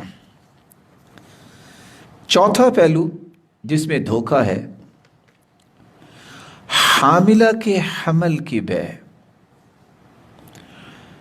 صحیح بخاری کی روایت ہے 2256، کان اہل الجاہلیہ یتبایعون لحوم الجزور الى حبل الحبل فنہى النبی عنہ۔ دور جاہلیت میں لوگ حبل الحبل کی مدت کے وعدے پر اونٹوں کی خرید و فروخت کرتے تھے، رسول اکرم صلی اللہ علیہ وسلم نے اس سے منع کر دیا۔ یہ حبل الحبل کیا ہے؟ حاملہ کے حمل کی بے۔ اس کی مشہور دو تفسیریں ہیں، امام مالک اور امام شافعی رحمۃ اللہ علیہما۔ ان دونوں کا کہنا ہے کہ مادہ جانور کے پیٹ میں پرورش پانے والے بچے کی پیدائش کے بعد جوان ہو کر جو بچہ جنے گا اس کی بے کرنا، اب وہ بچہ جنے گا کہ نہیں، اس کی پرورش ہو سکے گی کہ نہیں، اس سے پہلے مر جائے گا، اتنی دور کی بے وہ کر رہے ہیں۔ جبکہ امام احمد اور امام ترمذی رحمہم اللہ فرماتے ہیں کہ اس سے مراد جانور اس قیمت پر دینا کہ یہ جو بچہ جنے گا وہ میرا ہوگا، اب نہ جانے وہ بچہ جنے گا کہ نہیں، اس سے پہلے یہ فوت ہو جائے۔ تو آپ صلی اللہ علیہ وسلم نے اس حاملہ کے حمل کی بے سے بھی روک دیا۔ یعنی لوگ کرتے کیا تھے کہ اچھا ایسا کرو، یہ جو گوشت ہے اونٹ کا یہ مجھے دے دو، میرا جب یہ اونٹنی کل کو اس کا بچہ ہوگا تو میں وہ اس کے بدلے میں آپ کے دوں گا، وہ پرورش پانے کے بعد وہ بچہ جنے گی وہ میں آپ کو دے دوں گا۔ کمال کی بے ہے کہ آپ کو پتہ ہی نہیں ہے کہ وہ جانور زندہ رہے گا، چوری ہو جائے گا اور وہ جانور جو ہے کل کو بیچنا پڑ جائے گا۔ اس لیے اس طرح کے پہلوؤں کی بے کو بھی اللہ کے رسول نے جائز قرار نہیں دیا۔ تعجب کی بات یہ ہے کہ بعض بے کی ایسی قسمیں ہیں کاروبار کی جو آہستہ آہستہ معاشرے میں سرایت کر جاتی ہے، لیکن ان کی حقیقت سے کوئی واقف نہیں ہوتا۔ آپ صلی اللہ علیہ وآلہ وسلم نے صحابہ کرام کو فرمایا کہ تم رضامندی کے ساتھ بے کرو اور دھوکے کے ساتھ بے نہ کرو۔ اس کی روشنی میں سعید بن مسیب رحمۃ اللہ علیہ، موطا امام مالک میں ان کی روایت ہے 2411، کہتے ہیں لا ریبن فی الحیوان، جانوروں میں کوئی سود نہیں۔ وَإِنَّمَا نُهِيَ مِنَ الْحَيْوَانِ عَنْ ثَلَاثَةٍ، جانوروں میں 3 قسم کے کاروبار کرنا جائز نہیں، مضامین، ملاقیح، حبل الحبلہ۔ حبل الحبلہ تو ابھی آپ نے سنا کہ ایک انسان حبل الحبلہ حاملہ کے حمل کی بے کرتا ہے، یہ جائز نہیں۔ یہ مضامین اور ملاقیح کیا ہے؟ مضامین سے مراد یہ ہے اونٹنیوں کے پیٹوں میں جو کچھ ہے اس کی بے کرنا، اب پتہ نہیں وہ زندہ جنے گی بھی کہ نہیں جنے گی۔ ملاقیح سے کیا مراد ہے کہ ایک نر اونٹ ہے، اس کی پشتوں میں جو کچھ ہے اس کی بے کرنا کہ کل کوئی جفتی کرے گا تو اس سے جو بچہ جو ہے یہ اونٹنی دے گی اس کی بے کرنا۔ یعنی کچھ ایسی کاروبار کی شکلیں جو انسان خود کشید کر لیتا ہے ذہن سے اور لوگوں کے سامنے ایسے ایسے تکنیکی انداز سے پیش کرتا ہے کہ کل کو ایسے ہوگا، پھر ایسے ہوگا، پھر یہ آپ کو ملے گا تو آپ اس کے ساتھ اس کے بارے میں آپ بیٹھ کے بات کریں، آپ کو بہت پروفٹس ملیں گے۔ یہ سارے پہلو رسول اللہ صلی اللہ علیہ وآلہ وسلم نے ناجائز قرار دیے تھے۔ آپ صلی اللہ علیہ وآلہ وسلم نے تو یہاں تک فرمایا نہى النبی عن عصب الفحل، آپ نے جفتی کروانے کا معاوضہ لینے سے بھی منع فرمایا۔ صحیح بخاری کی روایت ہے 2284، نہا رسول اللہ صلی اللہ علیہ وسلم عن بیع ضراب الجمل، اونٹ کی جفتی کی بیع سے بھی منع کر دیا۔ اور کس لیے؟ کیونکہ اس میں بھی دھوکہ ہے، نہ جانے وہ بچہ پیدا ہو سکے کہ نہ ہو سکے۔ صحیح مسلم کی روایت جس کے الفاظ آپ نے سنے ہیں 1565۔ آپ صلی اللہ علیہ وآلہ وسلم نے ان پہلوؤں کے بارے میں جو رہنمائی کی ہے اس میں ایک رہنمائی یہ بھی ہے کہ نہا عن بیع الثمار حتى يبدو صلاحها نہا البائع والمبتاع. صحیح بخاری کی روایت ہے 2194. پھل کی بیع اس انداز سے کرنا، اس کی صلاحیت ظاہر ہونے سے پہلے انہیں فروخت کرنے سے منع کر دیا. ابھی پھل لگا نہیں ہے، اور اگر لگا ہے تو بالکل بنیادی ہے، نہ جانے وہ ٹوٹ کے گر جائے، کوئی آفت آ جائے، خراب ہو جائے. تو آپ صلی اللہ علیہ وسلم نے فرمایا حتی یبدو صلاحها، جب تک اس کی صلاحیت ظاہر نہیں ہو جاتی اس وقت اس کی خرید و فروخت کرنا دونوں کو ہی منع کر دیا، خریدنے والے کو بھی اور فروخت کرنے والے کو بھی، دونوں کو ہی منع کر دیا. اسی طرح آپ صلی اللہ علیہ وسلم نے ایسے کاروبار سے بھی منع کر دیا، نامعلوم چیز. نہا رسول اللہ صلی اللہ علیہ وسلم ان تباع ثمرہ حتی تطعم، پھل پکنے سے پہلے اسے نہ بیچا جائے. ولا صوف علی ظہر، جانور کی پشت پر جو اون ہے اس کی بیع سے. ولا سمن فی لبن، اور کہا کہ اس دودھ کے اندر جتنا گھی نکلے گا اب پتہ نہیں وہ کتنا نکلے گا. یہ جانور کی پشت پہ جو اون آئے گی اب وہ پتہ نہیں کتنی ہوگی اور کب ہوگی. بعض جانور بیمار ہو جائے ان کی اون کی بڑھوتی نہیں ہوتی. ولا لبن فی ضرع، اور کہا کہ اس جانور کے اس تھن میں جتنا دودھ ہے اس کی فروخت اب معلوم نہیں وہ کتنا ہوگا. تو نامعلوم چیزوں کی بیع اور اس کا کاروبار یہ جائز نہیں ہے. رسول اللہ صلی اللہ علیہ وآلہ وسلم نے ایک خوبصورت رہنمائی یہ بھی دی ہے کہ جو چیز آپ کے پاس ہے ہی نہیں آپ اس کا کاروبار کیسے کر رہے ہیں. جامع ترمذی کی روایت ہے 1232، نہانی رسول اللہ ان ابیع ما لیس عندی. حکیم بن حزام کہتے ہیں مجھے اللہ کے رسول نے منع فرمایا کہ ایسی چیزوں کو بیچنے سے رک جاؤ جو تمہارے پاس ہے ہی نہیں. ایک چیز میرے پاس ہے نہیں اور بیٹھ کے میں کانٹیکٹ سائن کر رہا ہوں کہ میں بھی کل کو خریدوں گا پھر آپ کو دوں گا، آپ کے پاس جو ہے نہیں. رسول اللہ صلی اللہ علیہ وسلم کے پاس حکیم بن حزام آئے اور کہتے ہیں یأتینی الرجل یسألنی من البیع ما لیس عندی، میرے پاس ایک آدمی آتا ہے مجھ سے ایسی چیز کے متعلق سوال کرتا ہے جو میرے پاس ہے ہی نہیں. ابتاع له من السوق ثم ابیعہ، کیا میں بازار سے خرید کر اس کو بیچ دوں؟ آپ نے فرمایا لا تبع ما لیس عندک، جو تیرے پاس نہیں اس کو مت بیچو، وہ خود بازار سے جا کے خرید لے. جس چیز کے تم مالک ہو تم تو اس کی ہی قیمت بتا سکتے ہو، تم تو اس کو ہی بیچ سکتے ہو. تو خلاصہ یہ نکلا کہ چوتھا پہلو ایسا ہے جس میں دھوکہ ہو، جس میں کسی کو نقصان دینا مقصود ہو اور اس میں جہالت بھی ہو، ایسے پہلوؤں کے کاروبار بھی جائز نہیں ہوں گے. جیسا کہ ملامسہ، کسی چیز کو چھو کر اور کسی چیز کو پھینک کر اور کسی کنکری کو پھینک کر، اور اسی طرح ایسی چیزیں جس کو ابھی اس کی صلاحیت ظاہر نہیں ہوئی، وہ چیز پکی نہیں ہے، ہو سکتا ہے اس سے پہلے آفت کی وجہ سے نقصان ہو جائے. تو کسی کو نقصان دینا، دھوکہ دینا، ہر وہ پہلو کاروبار میں جب آ جائے تو ایسے کاروبار سے شریعت نے منع کر دیا. اور پانچواں اصول جس کے تحت رسول اللہ صلی اللہ علیہ وآلہ وسلم کا لایا ہوا دین بتاتا ہے کہ وہ کاروبار جائز نہیں ہوگا جس میں سود آ جائے. سودی اشیاء کی تجارت یہ جائز نہیں ہے. رسول اکرم صلی اللہ علیہ وآلہ وسلم نے مسلمانوں کو اس کے بارے میں خبردار کیا کہ سود جو ہے اس پہ خود رسول اللہ صلی اللہ علیہ وسلم نے لعنت کی ہے. فرمایا لعن اللہ آکل الربا وموکلہ وکاتبہ ومانع الصدقہ وکان ینہى عن النوح.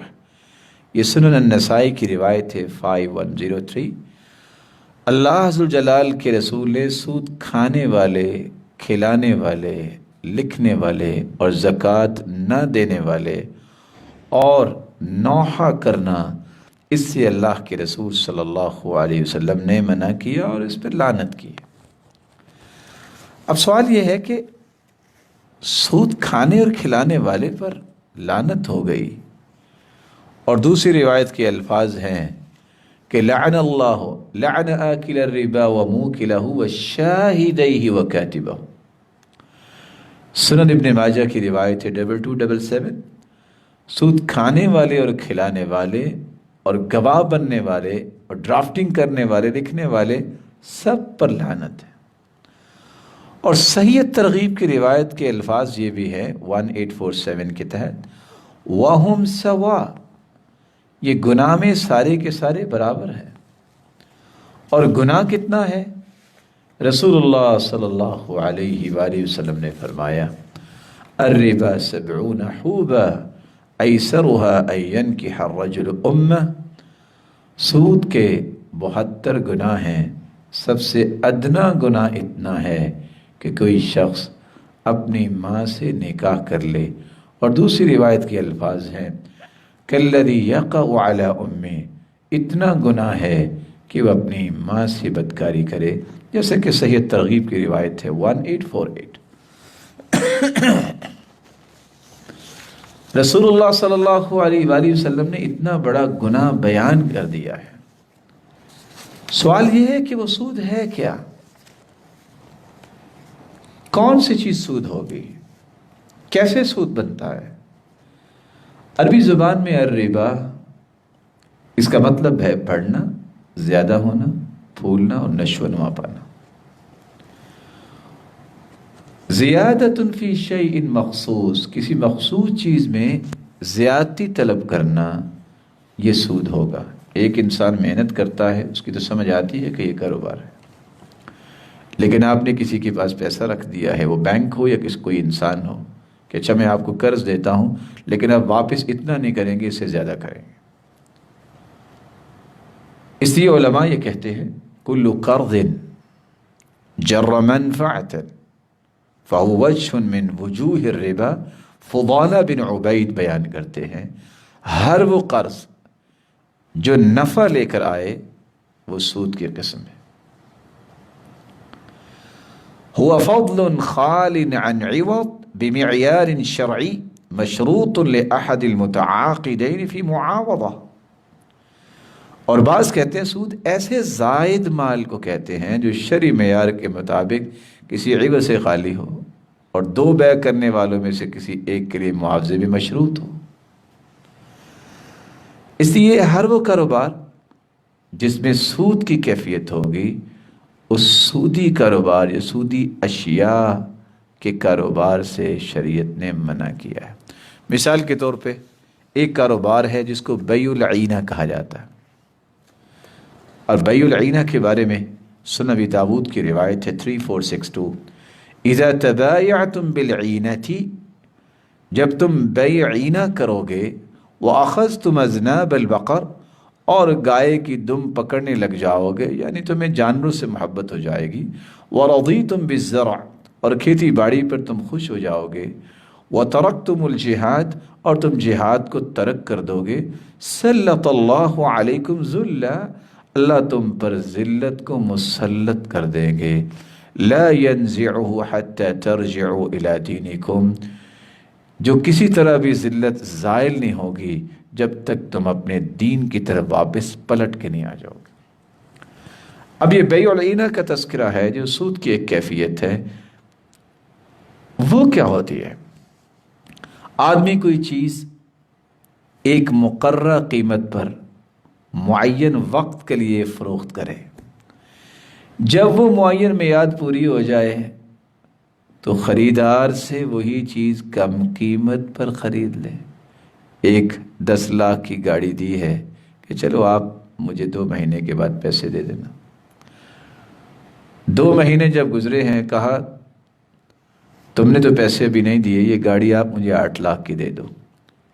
گاڑی بھی لے لی واپس، اور 2 لاکھ تو بھی اس کو دینا ہی ہے، اور زائد رقم اس کے ذمہ باقی رہ گئی۔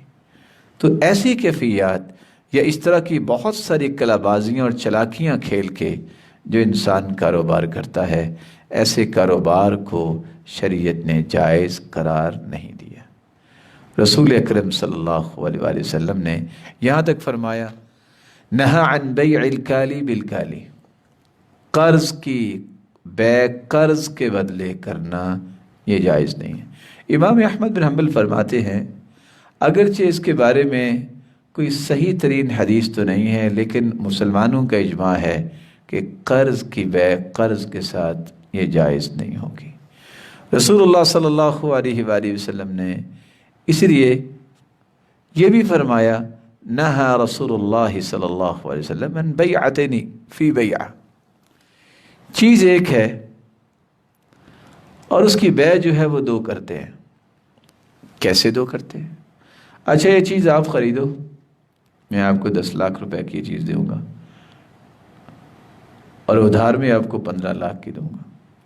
اور آج کل یہ جو سلسلے چلے ہوئے ہیں مسلمانوں کے مال چھیننا اور ان کے ساتھ کھیلنا، یہ سارے سلسلے اس طرح کی باریک باریک تکنیک کے ساتھ کھیلنے اور ہڑپ کرنے کے آسان طریقے بنائے ہوئے ہیں۔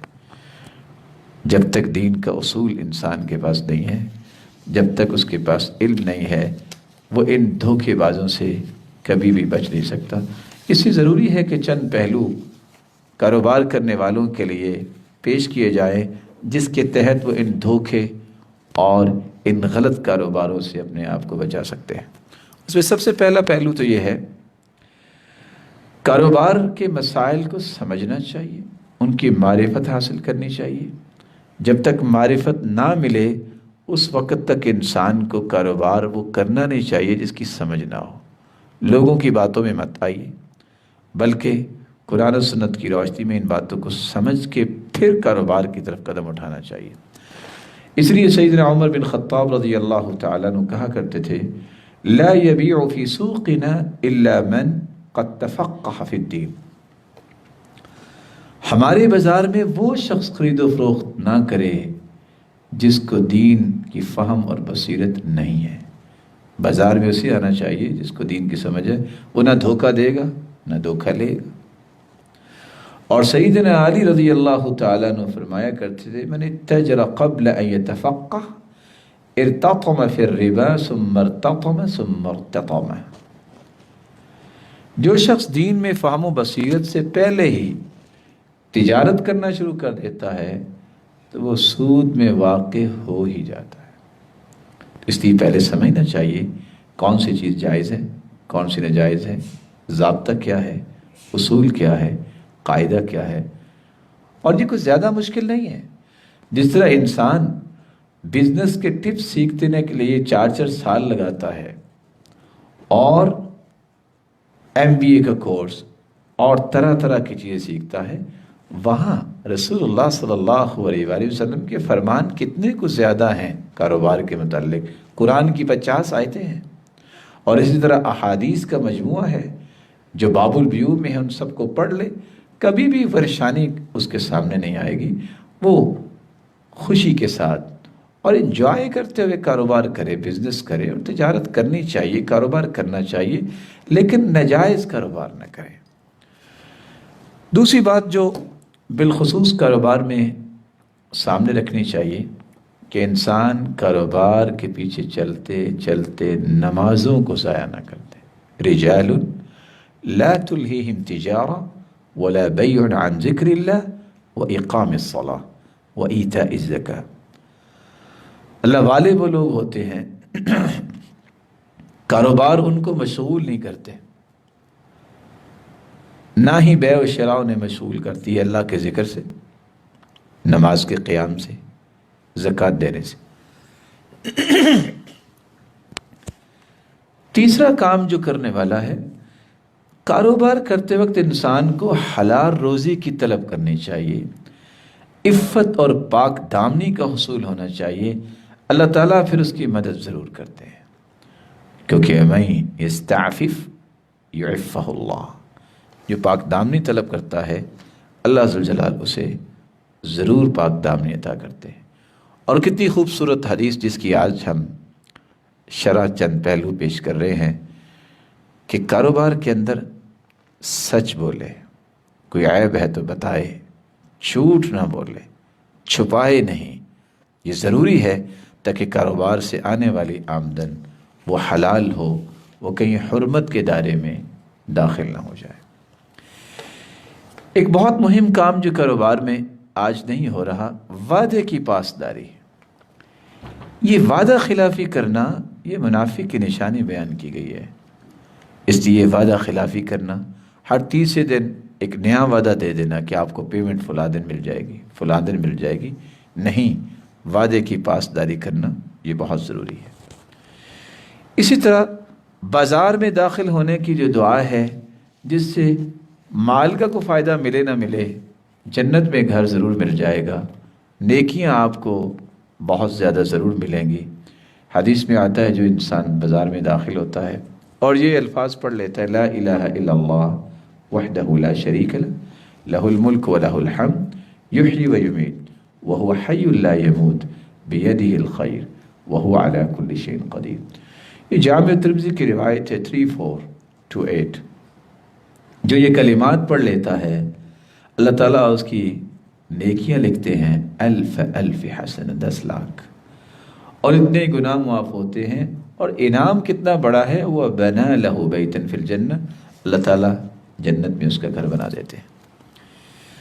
7واں پہلو یہ بھی اختیار کرنا چاہیے کاروبار کرنے والوں کو کہ نرمی اور آسانی کو غالب کریں، معاملات کو شدت کی طرف نہ لے جائیں۔ آپ ڈیلنگ آپ کی اچھی ہونی چاہیے، آپ کا تعامل اچھا ہونا چاہیے۔ حدیث میں آتا ہے رحم اللہ رجلا سمحا اذا باع سمحا اذا اشترى سمحا اذا قضى سمحا اذا اقتضى۔ اللہ تعالیٰ اس پہ رحمت فرمائے جو خریدتے اور بیچتے، تقاضا کرتے اور فیصلہ دیتے وقت نرمی کو غالب کرتا ہے۔ 8واں پہلو جو ہم کاروبار کے اصول و ضابطے میں بھی بیان کر چکے ہیں، اس کو دہرانا میں ضروری سمجھتا ہوں کہ ناپ تول میں کمی نہ ہو۔ ناپ تول میں کمی کرنے والا گنہگار ہے اور اس کے لیے وعید آئی ہے۔ اگر آپ نے ناپ تول کے کوئی چیز دینی ہے تو زیادہ دینا سیکھیں۔ زن و ارجح، رسول اللہ صلی اللہ علیہ وسلم نے اسی فرمایا تھا، جب تم وزن کر کے دو تو تمہیں زیادہ دینا چاہیے۔ کاروبار کے اندر 9ویں جو ایک چیز بڑی مہم ہے، خیر خواہی کی نیت یہ کبھی نہیں چھوڑنی چاہیے کہ میں کاروبار تو کروں گا لیکن میرا مقصد مسلمانوں کے ساتھ خیر خواہی ہے۔ خیر خواہی کی بنیاد پہ جب انسان کوئی کام کرتا ہے تو پھر ظلم نہیں کرتا۔ اس ظلم سے بچنے کے لیے، خیر خواہی کو غالب کرنے کے لیے، کسی کی ضرورت کا ناجائز فائدہ اٹھانا یہ جائز نہیں ہے۔ کیسے صحابی نے اپنے غلام کو بھیجا اور اس نے اونٹ خریدا، اس نے گھوڑا خریدا، اور گھوڑا کتنے کا خریدا؟ 300 درہم کا۔ دیکھا کہ گھوڑا اچھا ہے، گھوڑے کے مالک کو کہتے ہیں کہ اچھا یہ مجھے 400 کا دے دو، 500 کا، 600 کا، 700 کا، 800 کا خرید لیے۔ لوگوں نے کہا یہ کیا، غلام ہی اچھا تھا جس نے سستا گھوڑا خریدا؟ کہا نہیں، میں نے اللہ کے رسول کے ہاتھ پہ ہاتھ رکھ کے بیعت کی تھی کہ میں ہر ایک کے ساتھ خیر خواہی کروں گا۔ یہ مسلمان بھائی اس وقت ضرورت مند ہے، اونے پونے میں اپنا نفیس گھوڑا بیچ رہا ہے، میں اس کی ضرورت کا ناجائز فائدہ نہیں اٹھا سکتا۔ بہت مہم اور بہت ضروری، اور یہ آخری بات جو ہم 10ویں پیش کرنا چاہتے ہیں، کاروبار کرتے وقت جہاں ہم مٹھائیاں تقسیم کرتے ہیں کہ آج میرا کاروبار شروع ہو گیا ہے، آج اس کی اوپننگ ہے، اناگریشن کی ہم نے اپنی اس بلڈنگ کی، تو وہاں ایک مہم کام جو کرنے والا ہے وہ بھول جاتے ہیں۔ وہ اللہ کے رسول نے بیان کیا ہے، اور وہ ہے کیا؟ یا معشر التجار، اے تاجروں کی جماعت۔ سنن نسائی کی روایت ہے 4463، انه يشهد بيعكم الحلف واللغو فشوبوه بالصدقہ۔ جب کاروبار اور لین دین ہوتا ہے اس وقت قسمیں بھی اٹھائی جاتی ہیں اور بے جا باتیں، لغویات بھی بولی جاتی ہیں، اس لیے تم اس وقت صدقہ کیا کرو تاکہ اس طرح کی کمی کوتاہی معاف ہو جائے۔ اور آپ صلی اللہ علیہ وآلہ وسلم نے یہ بھی فرمایا ان الشیطان والاثم یحضران البیع فشوبوا بالصدقہ، جامع ترمذی کی روایت ہے 1208۔ اے تاجروں کی جماعت، جب کاروبار ہوتا ہے، خرید و فروخت ہوتی ہے، تو شیطان اور گناہ حاضر ہو جاتے ہیں، لہٰذا تم خرید و فروخت کرتے وقت اور لین دین کے وقت تم صدقہ کیا کرو۔ اس وقت صدقہ کرنے سے شیطان کے ہتھ کنڈوں سے، شیطان کی چالوں سے اور گناہ سے انسان محفوظ ہو جاتا ہے۔ کتنا خوبصورت یہ پہلو اللہ کے رسول نے پیش کیا، اور اللہ کے رسول کا پیش کیا گیا ہر پہلو ہی بہت خوبصورت ہے۔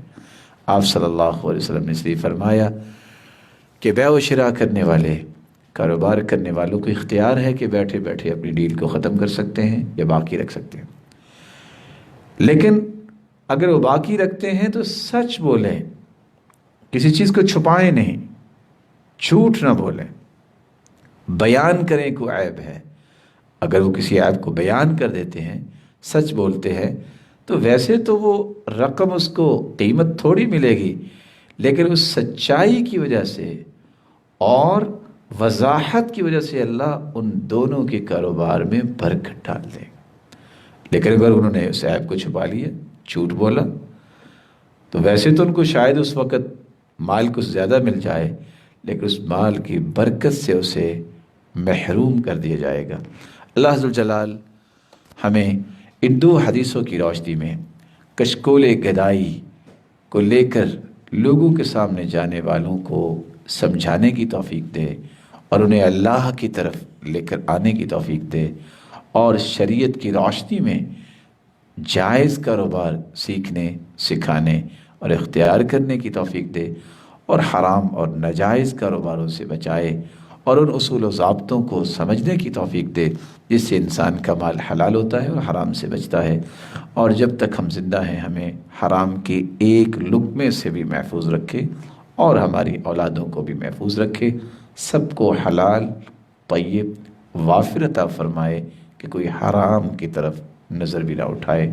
وآخر دعوانا ان الحمد للہ رب العالمین۔